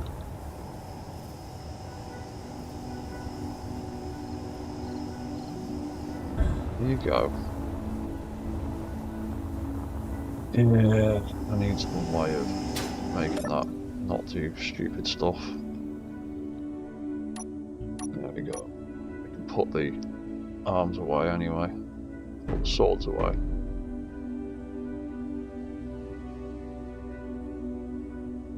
Right. Oh, hello. Oh my god, I can't pronounce that. Artorius Sirius. He is a bit of a thick boy. His head's still a bit massive as well. I want to try and reduce the size of that a bit. Figure that out at some point, but at the moment, I'm still pretty happy with him.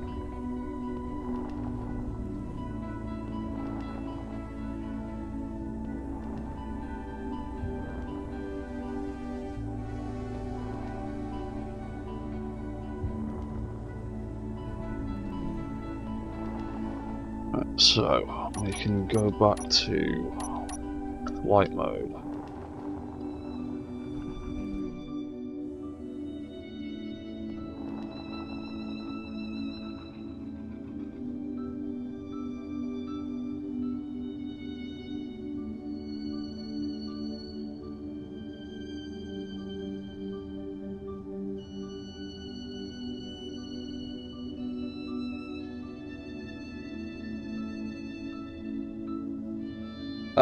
Cheers. Cheers, man. Yeah, I've been working really hard to make this one look good and function. It's a shame I can't get like a display screen on the inside.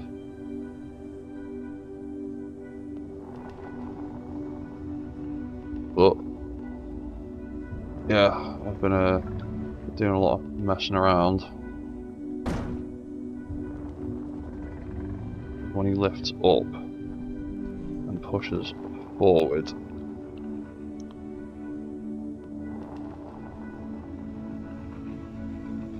struggles a bit with his vertical lift.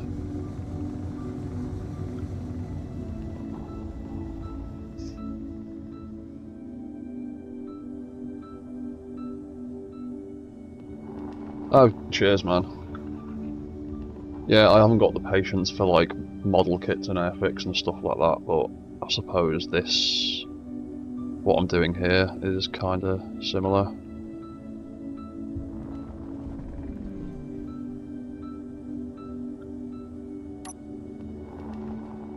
Right.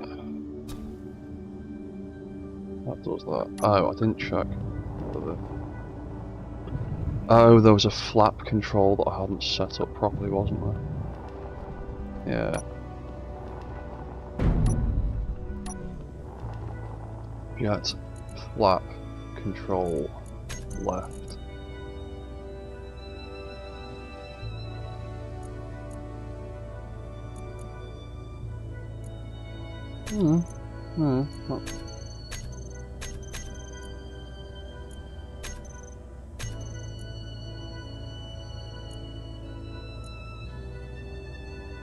Hang on.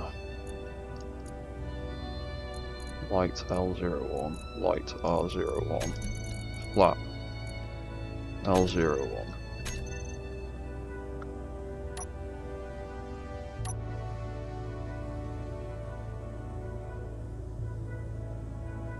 Don't fall over. Yeah, he can fly with all that weight, surprisingly. He's not too bad at it. Why aren't these jet flaps working the way they're supposed to? That one works. That one works. That one's not working. That one's...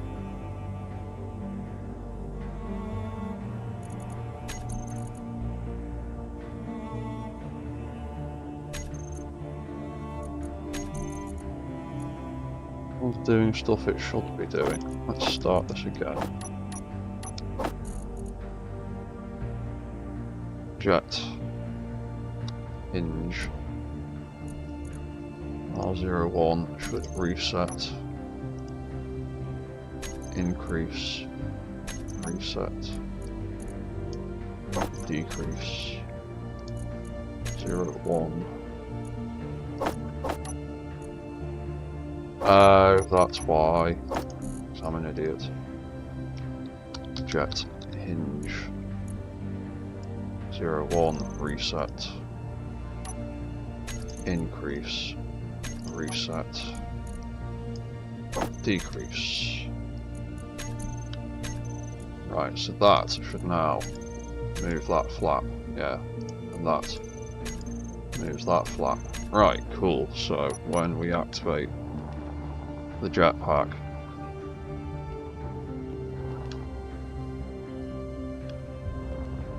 the flaps move as well. Cool.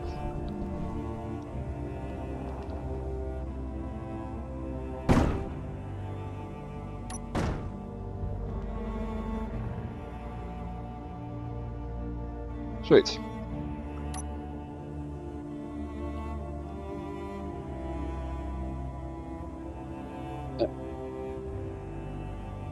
Oop. I screwed that up and tipped myself over.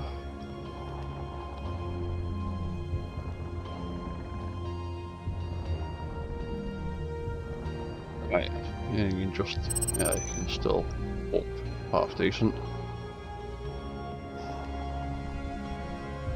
I'll see you in a bit, Damon. Cheers, man. Have as much fun at work as you can do. Have a good time, man. Right. So that's all working pretty well. The arms work, the walking works, the flying works pretty well. We still definitely need more thrust. We're struggling to get off the floor again because we've added all this extra weight.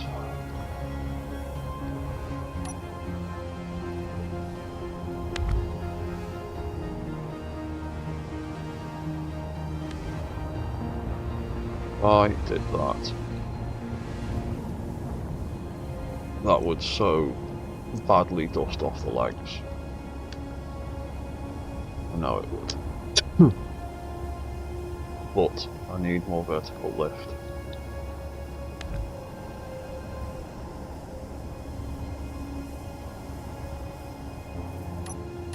I'm running out of options to stash conveyor ports in places.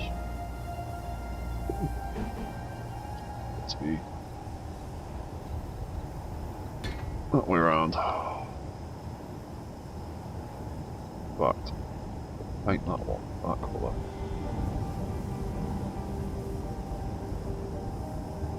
Then we need one like that. Then one like that. Because that's about all we could get away with squeezing in there without drastically disturbing the armour.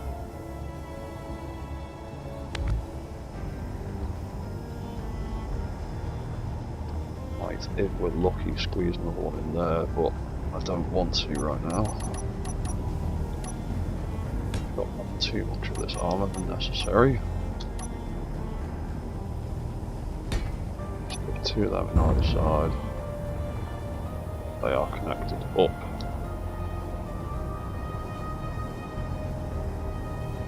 Got roughters. 1, 2, 3, 4.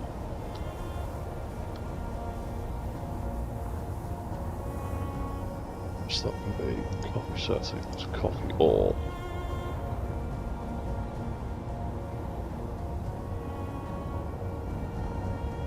Number 3. Number 4.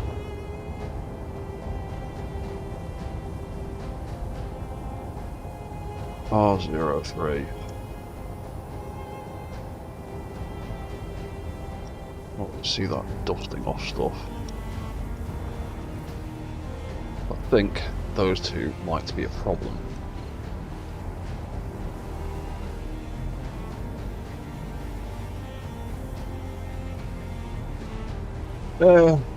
Yeah, I know. I just want it to have enough lift to be nimble in an atmosphere and not be super sluggish. I've not got round to testing it in space yet, although I might do that soon. But they can go in there for now.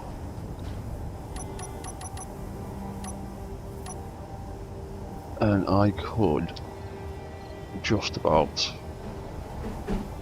hide them away a little bit.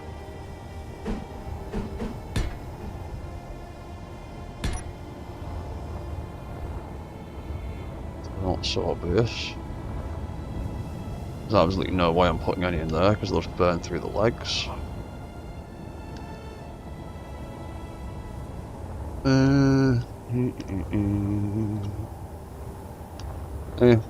I'll just leave it at that for now. Thrusters on. Oh crap, I am also drastically running out of space in this timer block. I might not have the room for 4 more thrusters.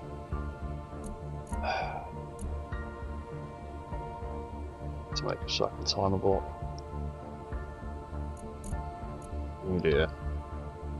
Each 2 up. 1, 2, 3 and 4.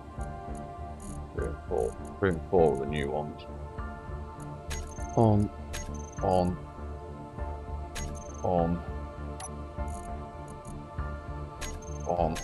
I am running out of space.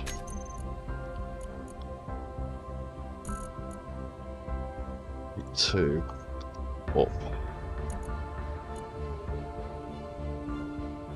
Off. Off.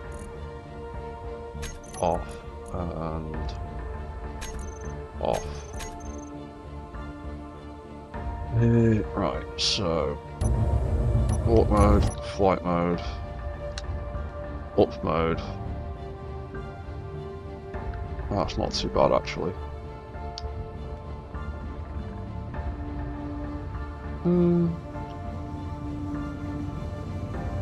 Any more dusty than some of the other thrusters already are.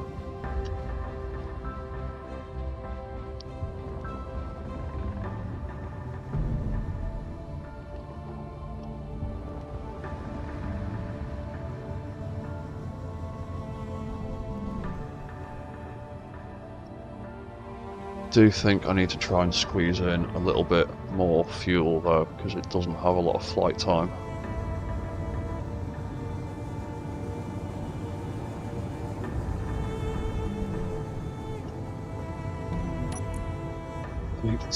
C02. Oh, for God's sake, C02. Turn you off. You're the one that's dusting off the legs, aren't you?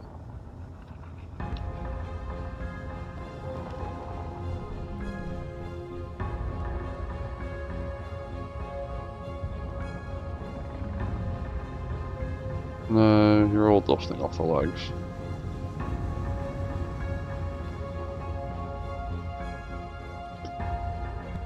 Oh, I haven't really got much choice. There's nowhere else to put thrusters.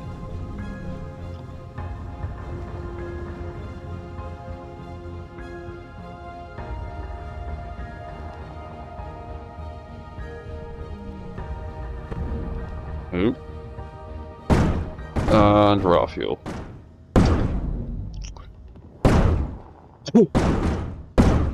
Why does it say I've got 3% left?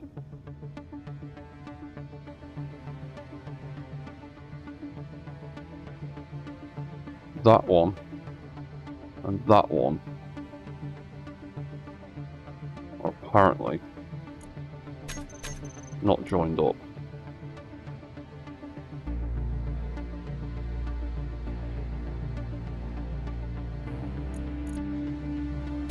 That tank.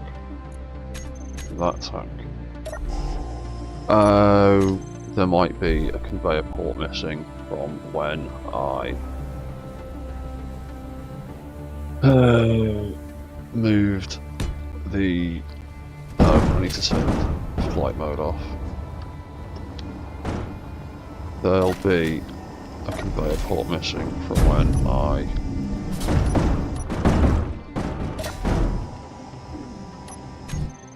move the jetpack. That's what it'll be.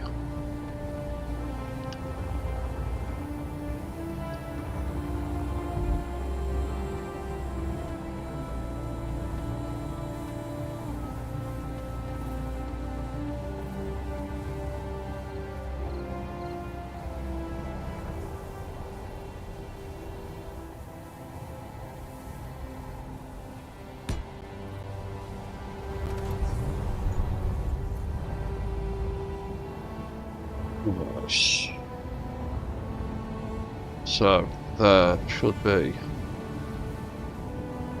an air gap in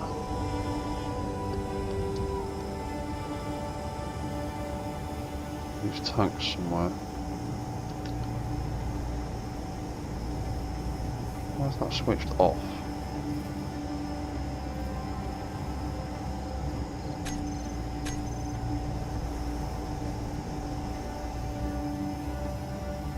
That shouldn't be like that.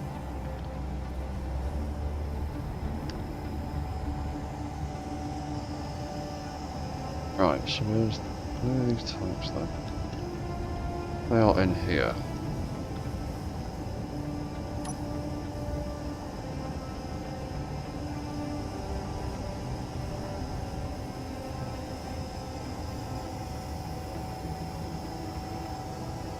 There's that tank there.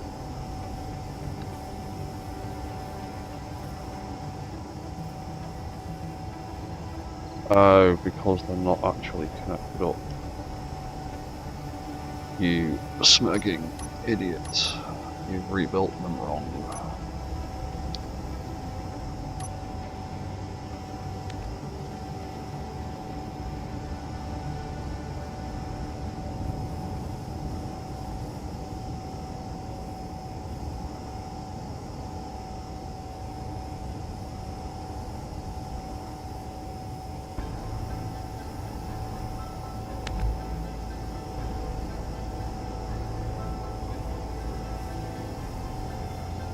supposed to be one of them either side.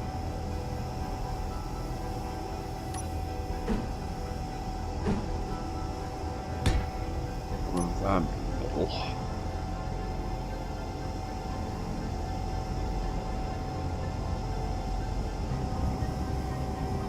That can now be switched off.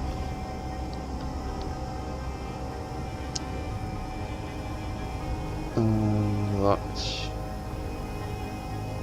should work now, so we switch that off too.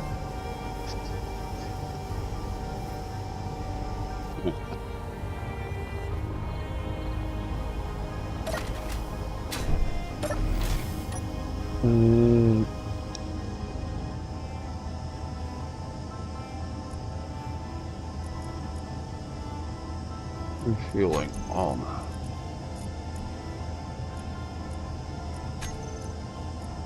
Refueling off. Oh, that's why. Click the wrong thing. Stockpile off. Idiot. Right, so that would be refueled if there was any fuel in the refueling station.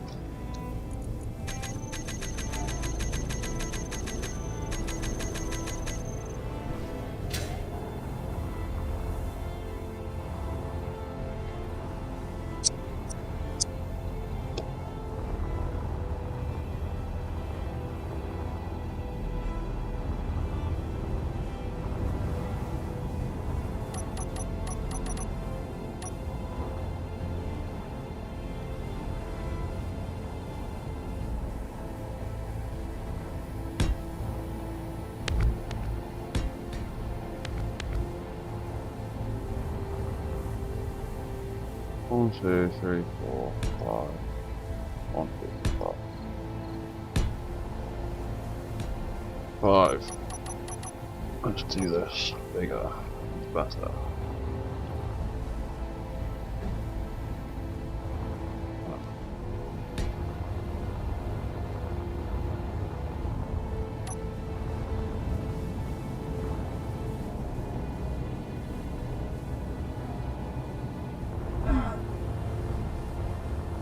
There, get in my way.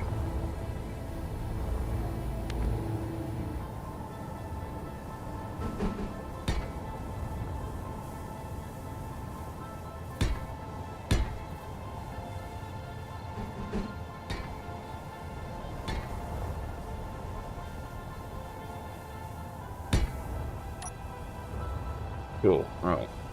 And this one, I'm just going to fill to the absolute brim with ice.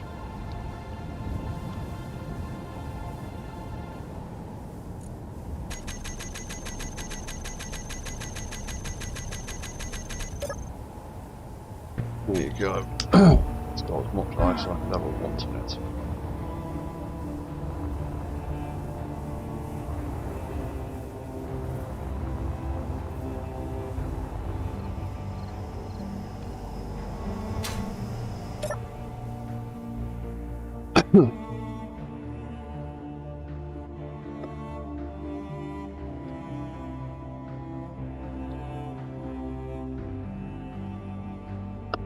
Apparently, even that is not enough ice production to fill this thing quickly.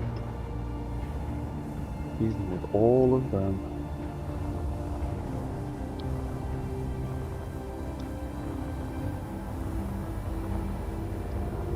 Quite ridiculous.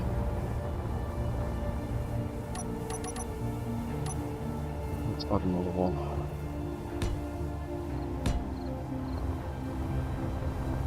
Actually.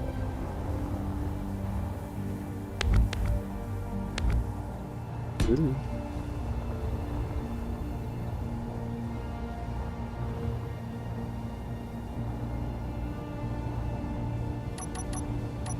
Oh, this big.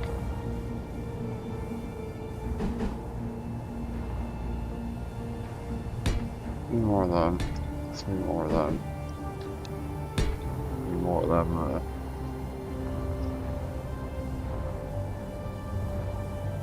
distance. One block gap. Knock that out. Finish it with that. Do. And do 1 and 2 and 3.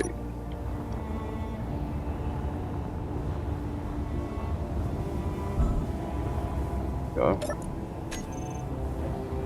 Load up and doing it now.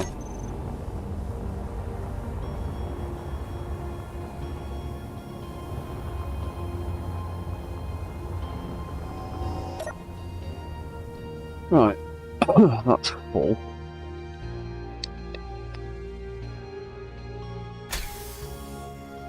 Touch that. Activate walk mode. Walk forward. Oh, I bet we've got some ice on us, haven't we? By mistake. Yeah, of course we have. We've got 2 tons of it.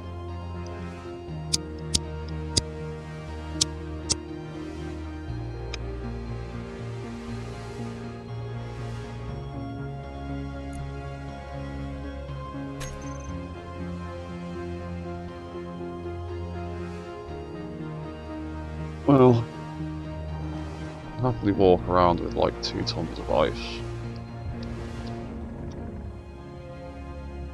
and not affect us too badly. That's not too bad. Right.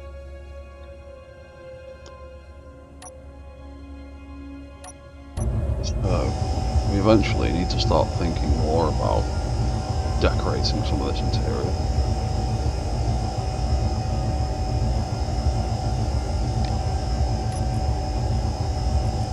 But all these suspensions we need to add.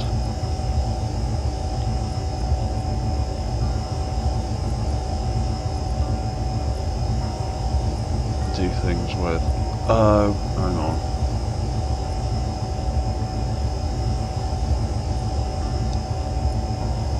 Yeah. But I don't want to be able to change them.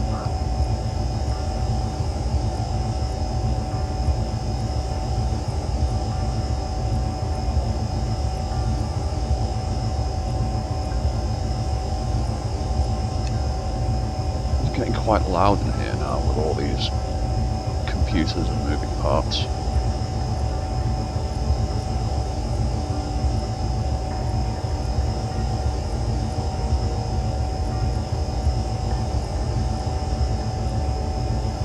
I've set up toes. I did set up toes. Took the friction.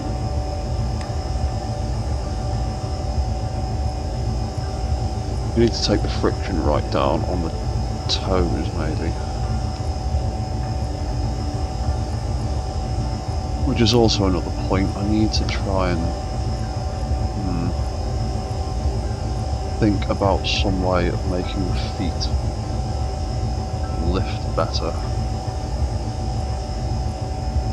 Well, that's going to be tricky with their current design. So make all those toes 0 friction. So when the front suspensions slam into the ground, they're not actually catching. They're just supporting the weight.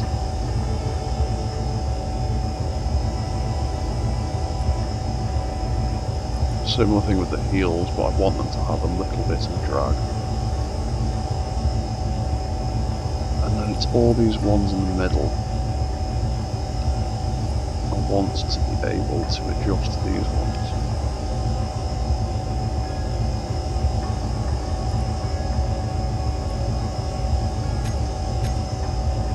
So we could have friction controls on which page is it? Page 2, so we want that to go away. We want friction on up and friction down. So now I might put all the controls in there.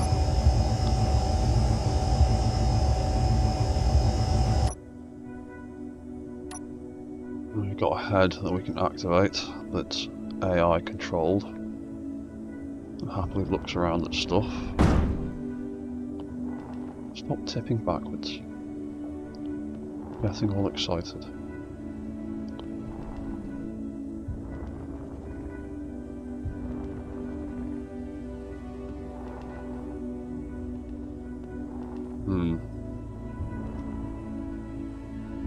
I might move that antenna out the head actually, because it's always going to have that signal right in its face. That's going to annoy the crap out of me.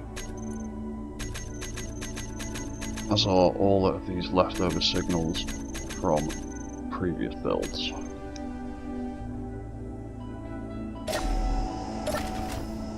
So, I might actually move the antenna out of that head. Put it somewhere else.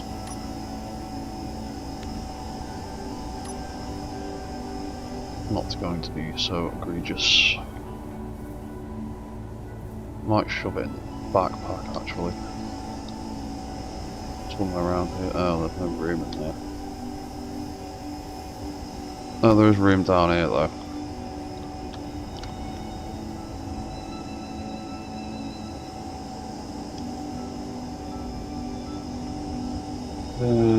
For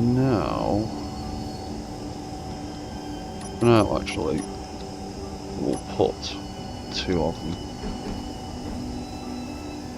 We'll have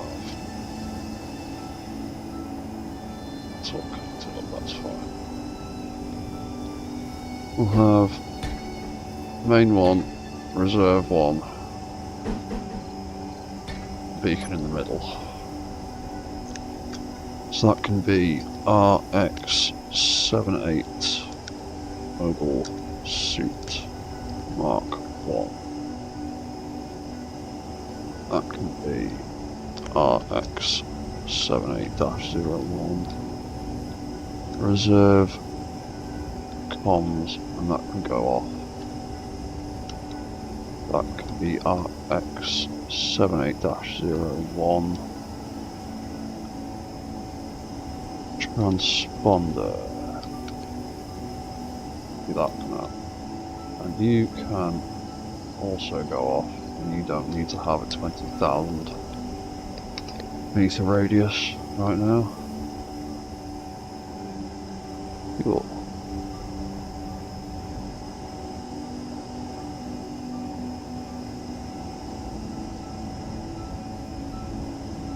So I do need to think about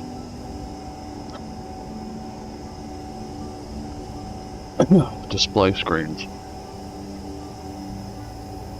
How they're going to look.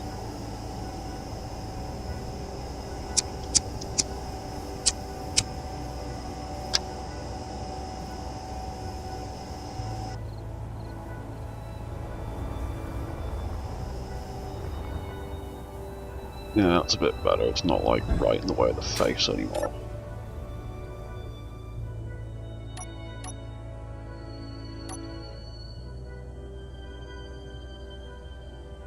Yeah, so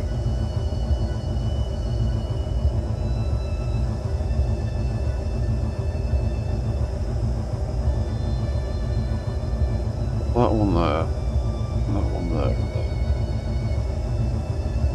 Put one either side there. Oh shit! No, I couldn't.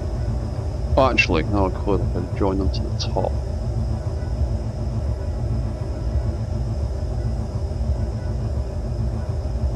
However, I would have problems joining anything to the sides. Because they'd end up really far away unless I stuck something on the back of them.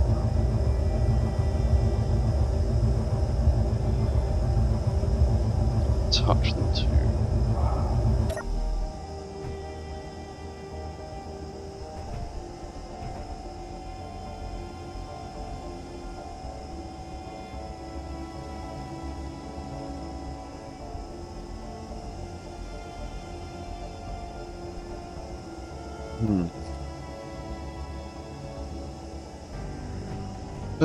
So we could, as far as display screens go for this cockpit, I want to do it all with the new hollow LCDs because I really like the way they look. Put 2 of them there. That can be my top 2 screens. Then I need to somehow fit 6 more and get 2 in the middle. Getting the 2 in the middle is going to be the challenge. I ain't got a lot of room left to play with.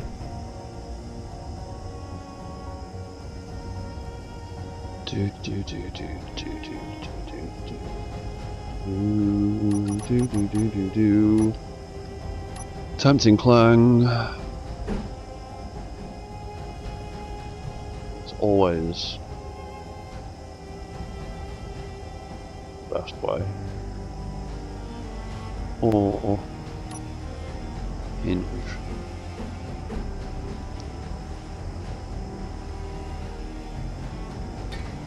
Hinge. Yeah. What is that gold block above me?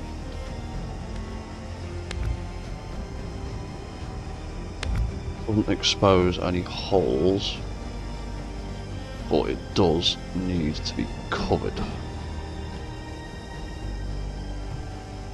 What happens if I paint that blue?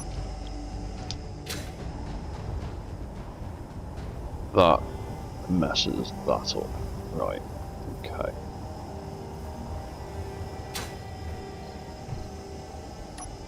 That needs to stay gold. That needs a bit of space to breathe. So we could use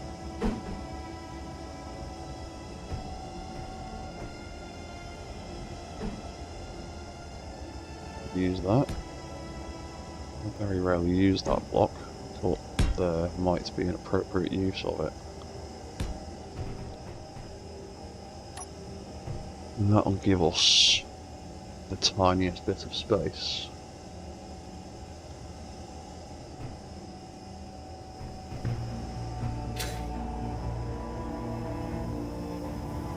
Ah, shit. Didn't notice that. Why is that like that?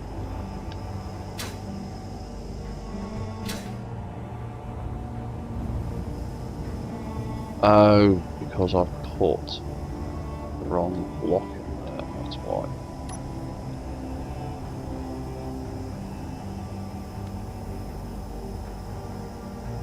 Or, no, that's the block it used to be.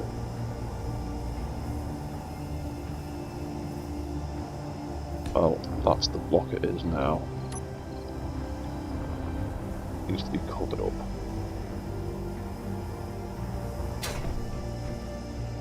Right. So, tight squeezes.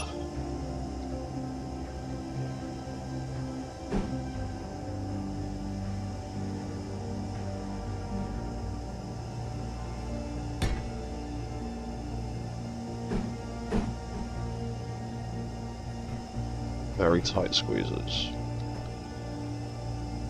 What will be used? One of them. That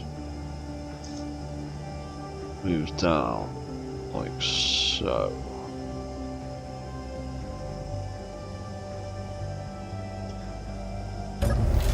There. That would get me 1, potentially 2 more screens. Oh, but no, I know from testing that they're a bit scrapey, those hollow screens. That would want to go back to, let's call it 45. That'd not be enough.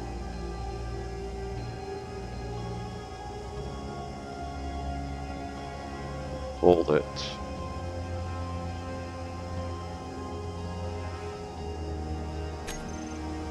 Hold it repeatedly pressing the wrong button.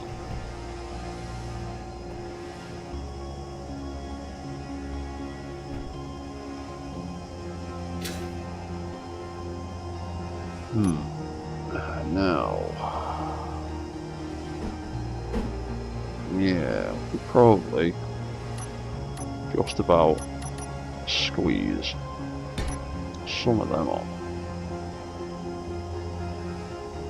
So we could do something really stupid like that. I just bet the edge of those LCDs will scrape. No? Doesn't seem to be scraping.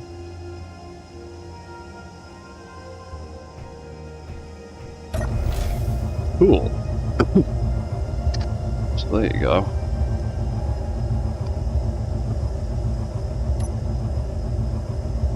There's that little hinge.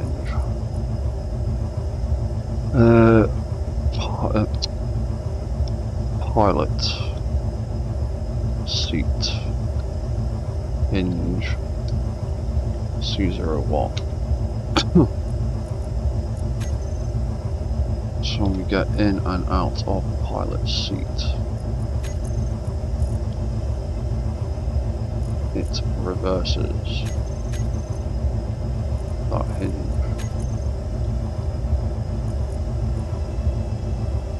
There's that. Jump out. And yeah, that'll open up like so.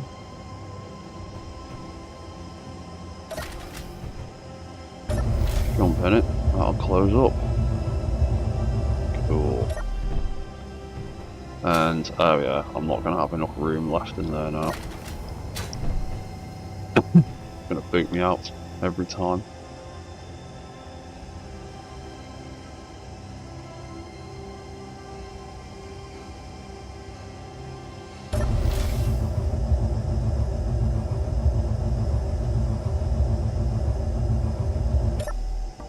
I don't know, sometimes it will. Certainly bloody won't after what I'm about to do though. Let me bring that back a little bit. Like 5 degrees. Without that clanging. That's not the impression. Yeah, that seems to be fairly clang free.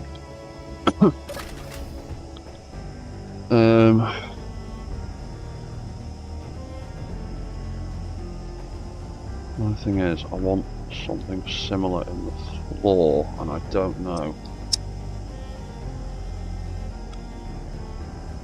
if I'm going to be able to properly achieve it.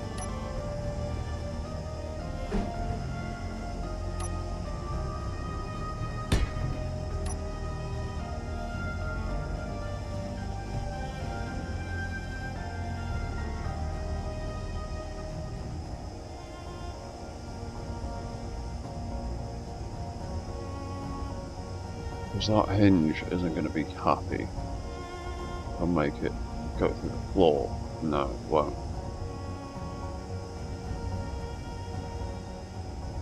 Do. So if I put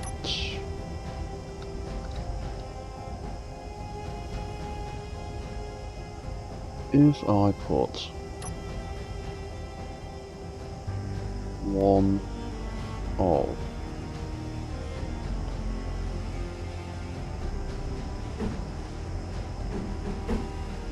I don't like being able to see the hinge, the rotor head, hinge head, whichever way you want to call it.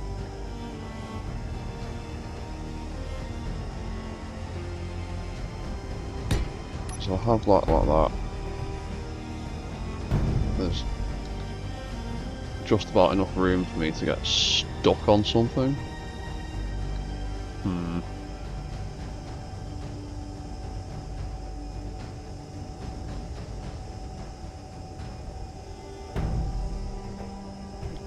I don't like that.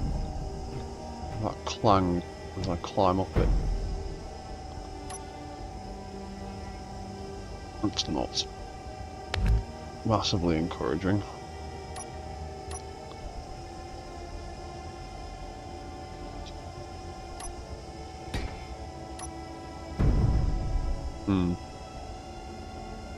Let's make that thing's lower limit 0 and see how badly it clangs when it's on the floor. Still clangs like that.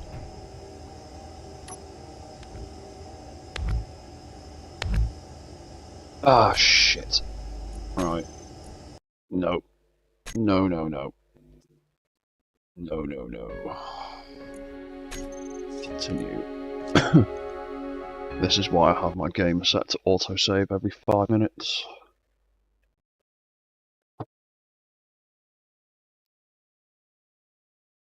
Even if that hinge that I built on the ceiling isn't there, it won't take much to rebuild. And, I can't remember what I've just deleted, so I would rather reload than spend the next 45 minutes trying to figure out what event controller I just broke. So, I don't think a hinge in the floor is going to work. I mean, it will work, but I don't like clang noises, and I don't want it to be clanging as I walk in. But I haven't really got the room to extend the one in the ceiling any further.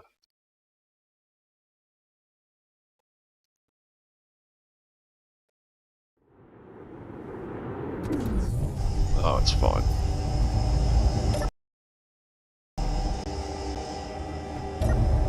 Fine until we get a crash. Oh, right, okay. So, do we name that hinge? Yeah. We just need to reset that. That's fine. Yeah, so, pilot seat hinge. Pilo. Did I only call it Pilo? Oh, it must have. I think it must have auto-saved halfway through me naming that. Let's see, hinge.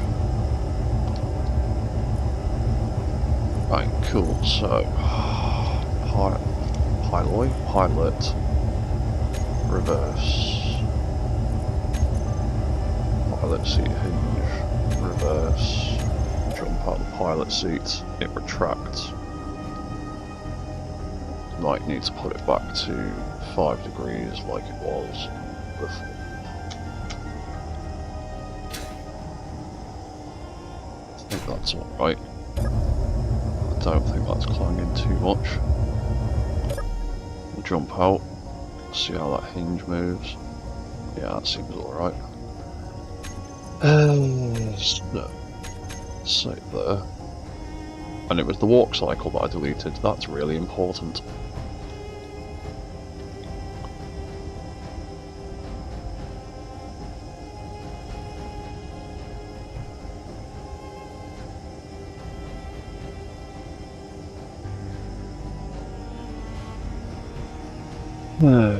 Right.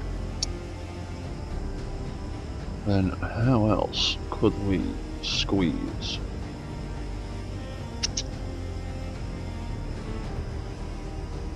What have we got going on in the floor?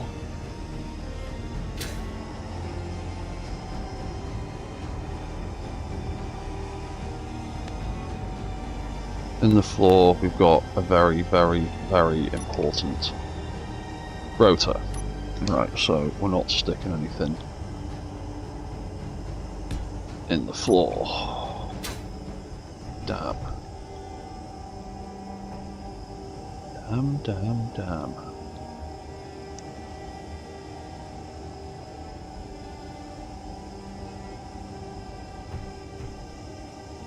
I'm not sticking anything in the wall that way.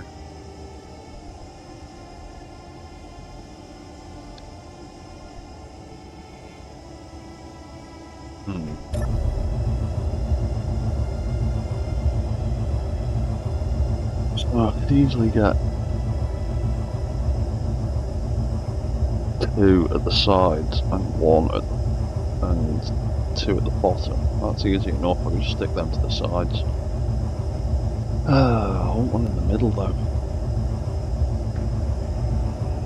At the bottom.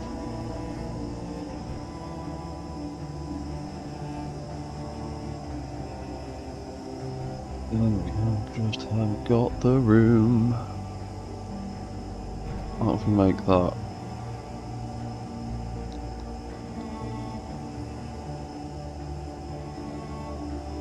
Make that 20.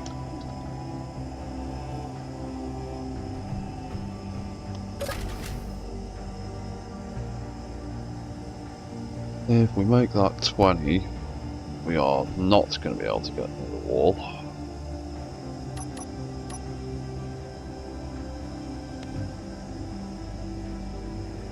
I delete that, they're just going to drop off.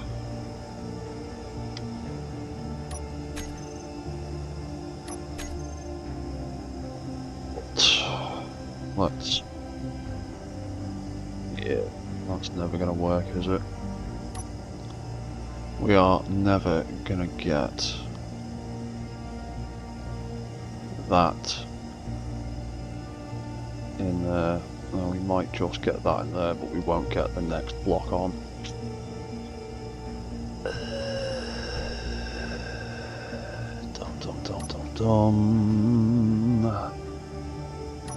We could just delete that light, because it's not massively important. We could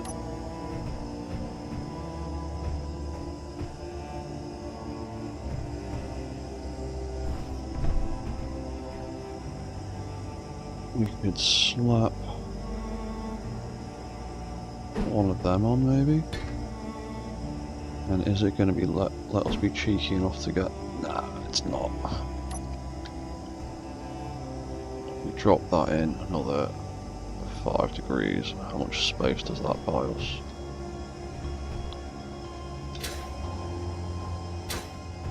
Enough that it's still above our head. And we can still walk through.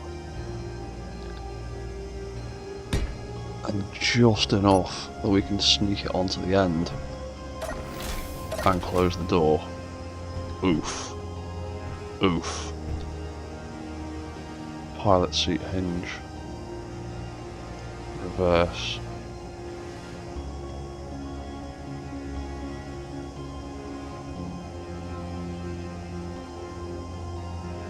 If we make it 30 degrees. 30 degrees is a bit much, maybe. We can walk under it and we can walk in, no problem.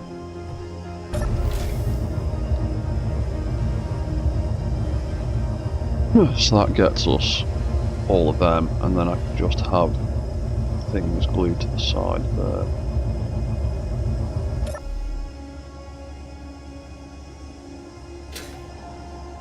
Ooh. Cheeky, this might just about work.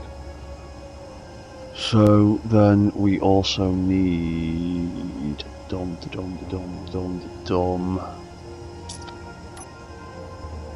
we need an attachment point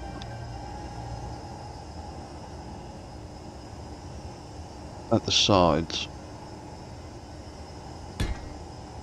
and an attachment point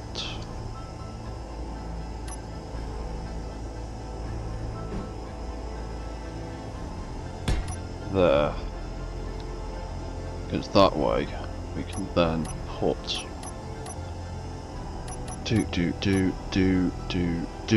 3 of them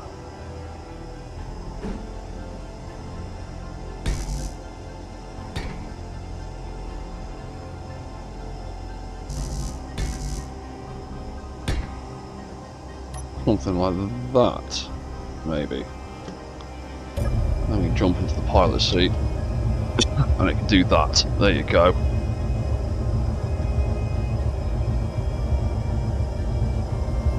Sweet. And then we can jump out the pilot seat, and it will crush us into the door.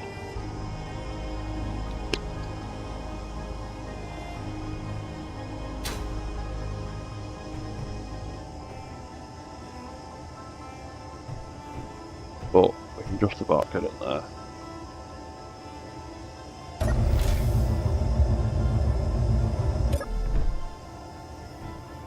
Bounce us out there. Maybe we should set the pilot seat controller up to... Oh yeah, we need to replace that light. Door. Open that door when we get out.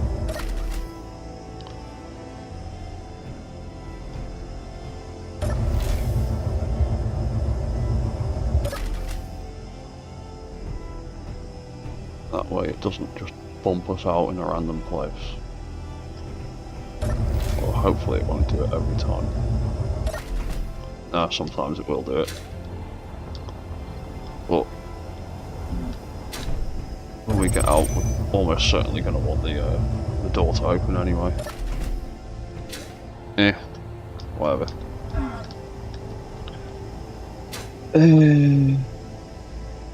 Right, so then other options for the screens.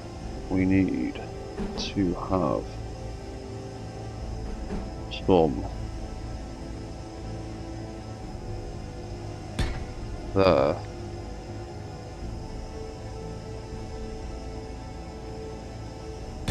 Like that. There you go. We've got a whole footload of LCDs. And then we haven't got a single programmable block. Have we? No, we haven't put a single one in so far. So we could probably do with them for some of the scripts that I want to run. The only script that I want to run, really.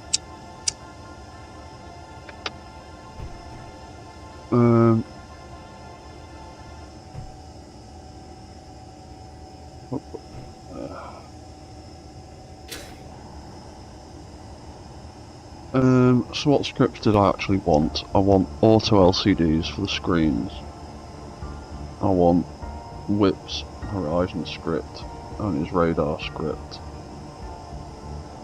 And I need Izzy's inventory, so that's at least 4. Which we do need.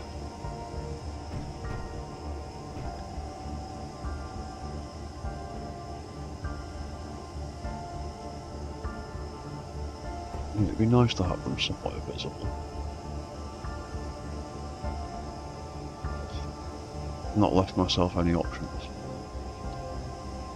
So I got all carried away with the vent controllers.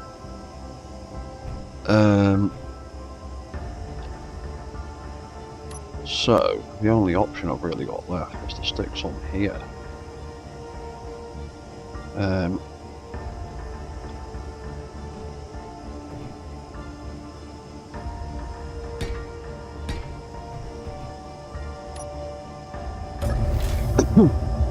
That's it.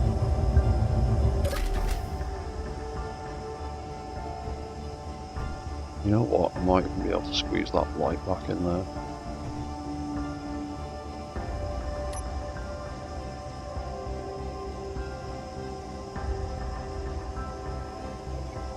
Say it no. Say that.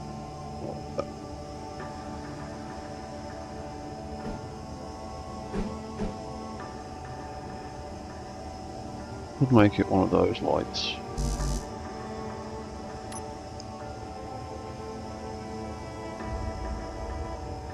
That's that.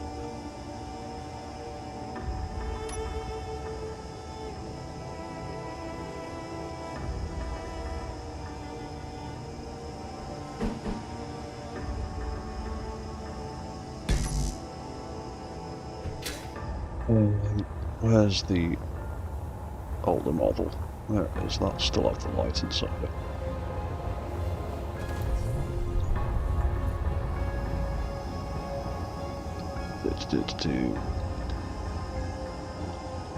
Copy settings, copy all.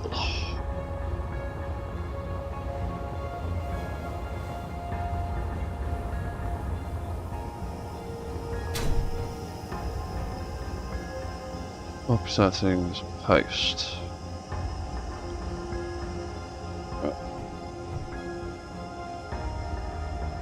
There. You reverse that.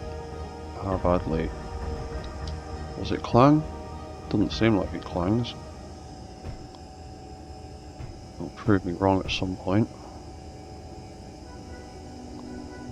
Reverse. Reverse. Oh, that seems alright, to be honest. Cool. Pilot's seat. Light on. There. Now, which one is it? Access door light, that's the one. Oh. Access door light. On.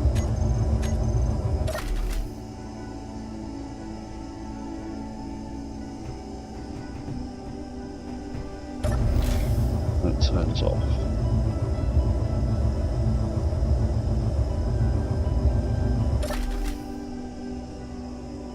Cool. Right, so we want to have a couple of scripts. The only scripts that are going to be in this entire mech. I'm going to quickly settle the basics of them. It's been about another 3 hours, so I'm going to pack this in soon, and it's about 1 o'clock in the morning where I am, and there are people asleep in the house, so I need to kind of wrap this up soon. So this could be console, HUD. Oh yeah, a couple of scripts. The only scripts, they're all just going to be aesthetic scripts really. My plan is to keep this as vanilla as possible, so console players can have a play of it, even if the display screens won't work properly. So what were we after?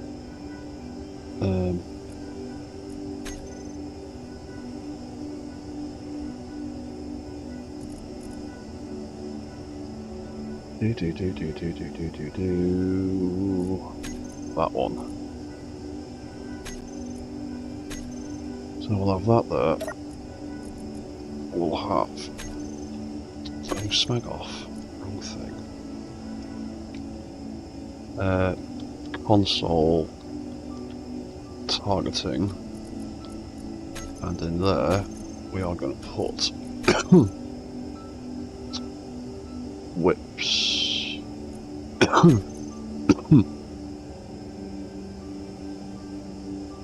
Whips turret-based targeting script.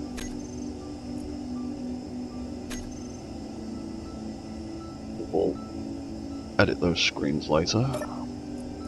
Down here, we're going to have console displays.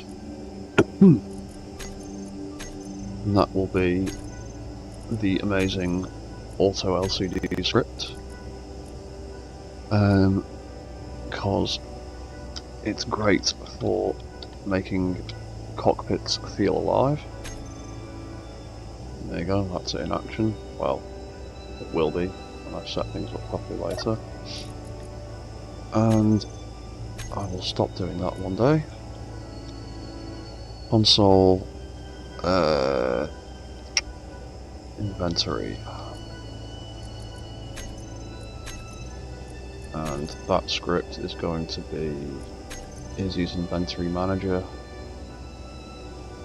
That is literally just so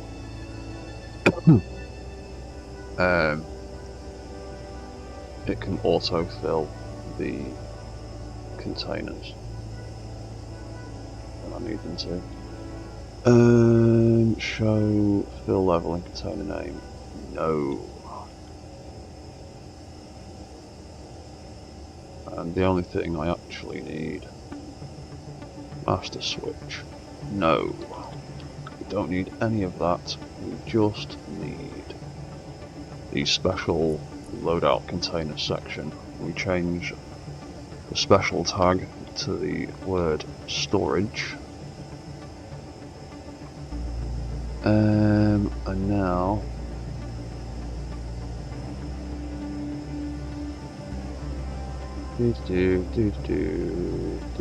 that's all fine. Reactor handling, that's all fine.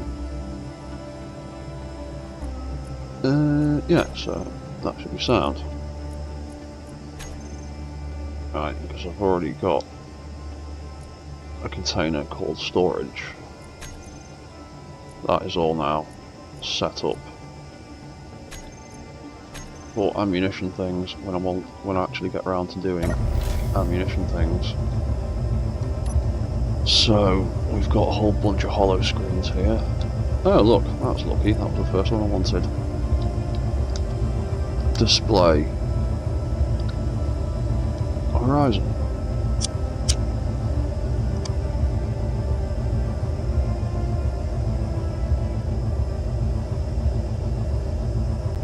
Oh, that's kicked in, sort of. And we want that one to be display radar.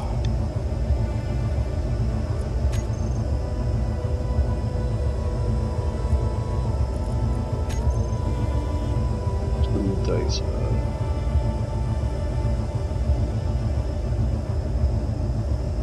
Make everything the brightest it can be for now.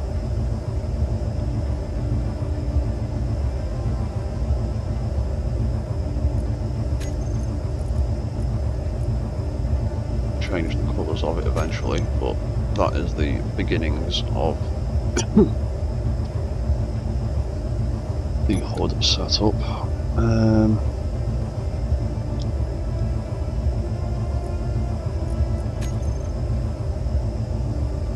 Text, oh yeah, that's why. That's a bit dull.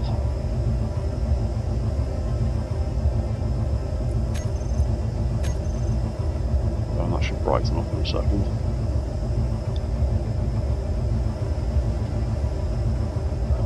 Catches up, there we go. Yeah, right, you can see that a bit better now.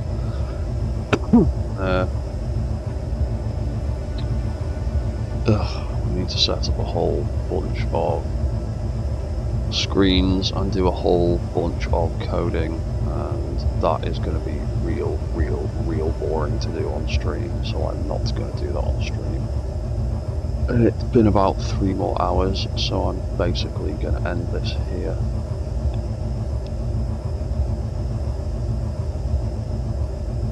Oh, actually, before I leave, there is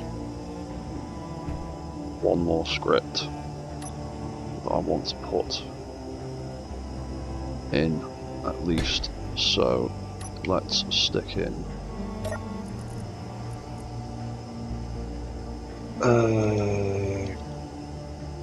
console power.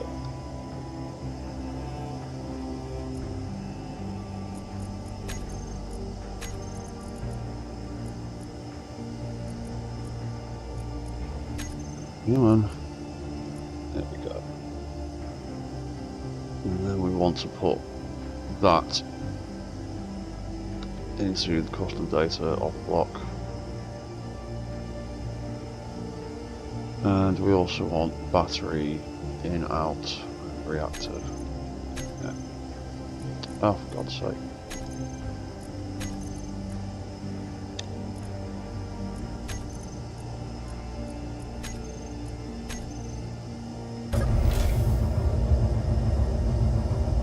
So, hollow. Ah, there you go. Display.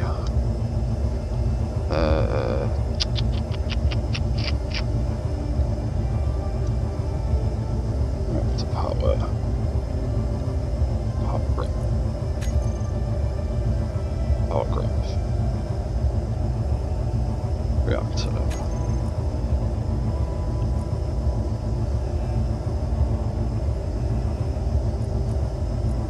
The display. Battery, power graph, battery, in, out. And that can be power graph, and that can be recompiled.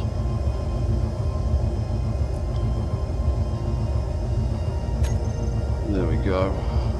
We've got some reactor power displayed on the screens.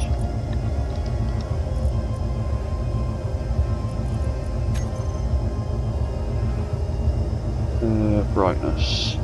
Let's turn that brightness up a bit.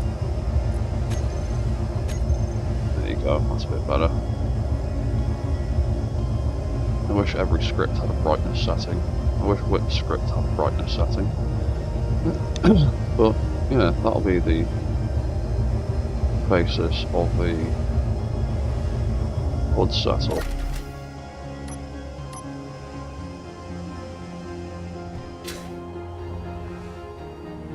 Yeah, and we can jump in. Oh yeah.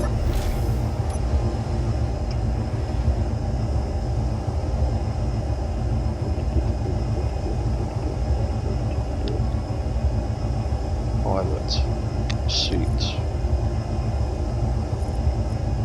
on. Displays on.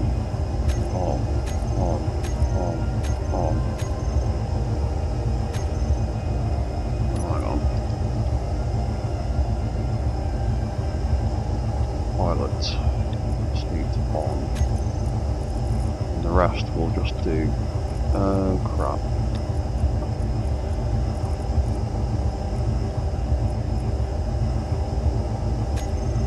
Hang on. Follow. Display.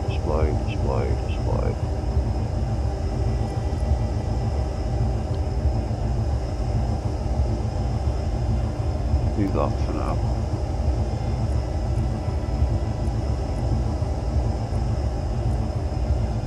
We've got that. We've got that. We've got that.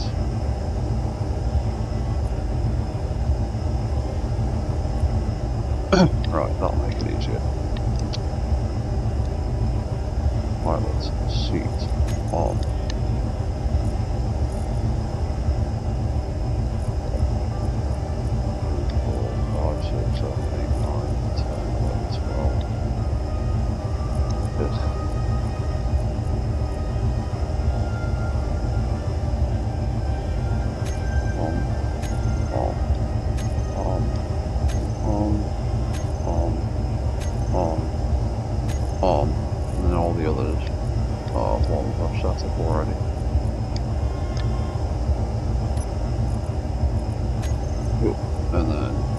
'She off.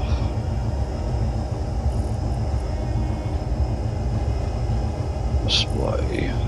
We'll just turn them all off in no particular order for now, because we're going to leave them alone. Right, so when I jump out of the pilot seat, turns everything off. There you go. I jump in, it turns it all on. Cool.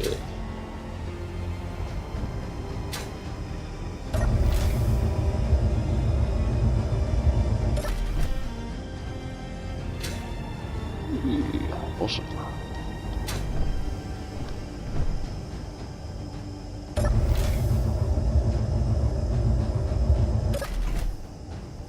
It's just going to keep booting me out because there's so little room in there now, but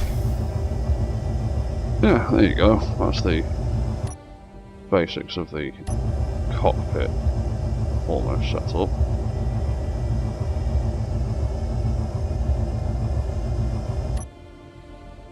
can walk around.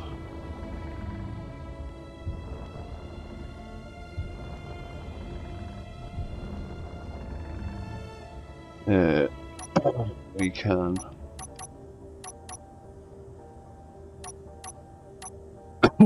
whip our ridiculous arm swords.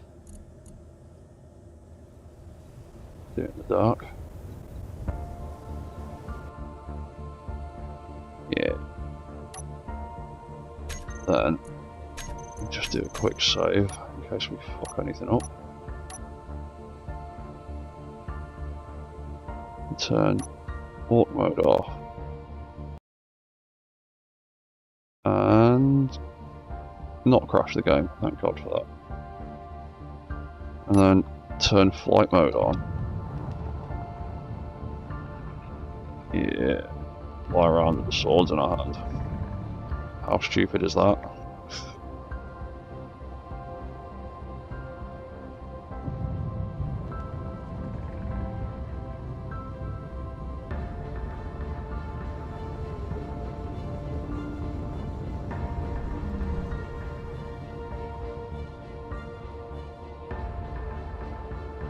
Oh, cheers, man.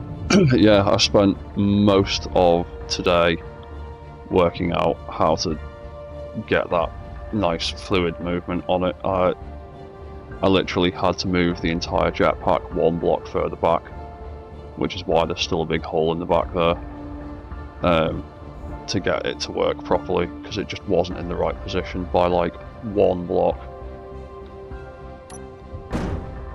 Then we can turn flight mode off. I can turn walk mode back on.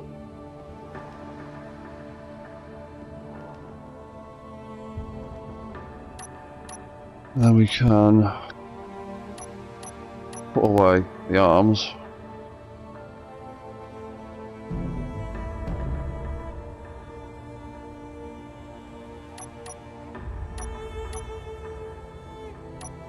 We can deactivate the head. Didn't actually deactivate properly, which is interesting. But nevertheless, there you go. It still went back to the same place. And yeah, got a whole bunch of screens to set up. I'll do at some point.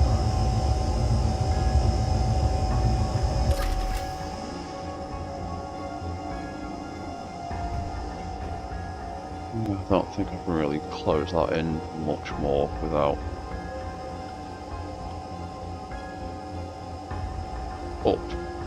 upsetting Clang a bit. So it looks alright though. Nothing scraping, not seeing any sparks.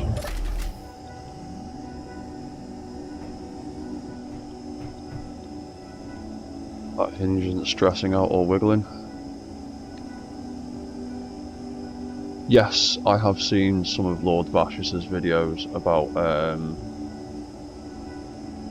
his like VR mech stuff. I don't know the slightest thing about VR. But what I've seen of his mechs do look pretty cool. They've got some very fluid movement to them. But yeah, that's looking, as always, I say this every time, it's looking pretty good now. It's that head is still too damn big as far as I'm concerned, but I will try and figure out a way of shrinking it down a little bit. But yeah, I'm quite happy with it so far. So yeah, I'm gonna leave that here for now. And I'm probably gonna go to bed because it's quite late. And I've been playing with this thing all day.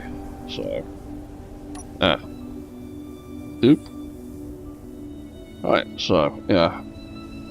Cheers for stopping by, and dropping in and chatting with us. And yeah, what is it today? It's now Saturday. I'll probably do some more streaming tomorrow afternoon, so about 12 hours from now. I'll probably be back on playing with this mech some more. So, yeah, I'll see you guys soon, and goodbye for now.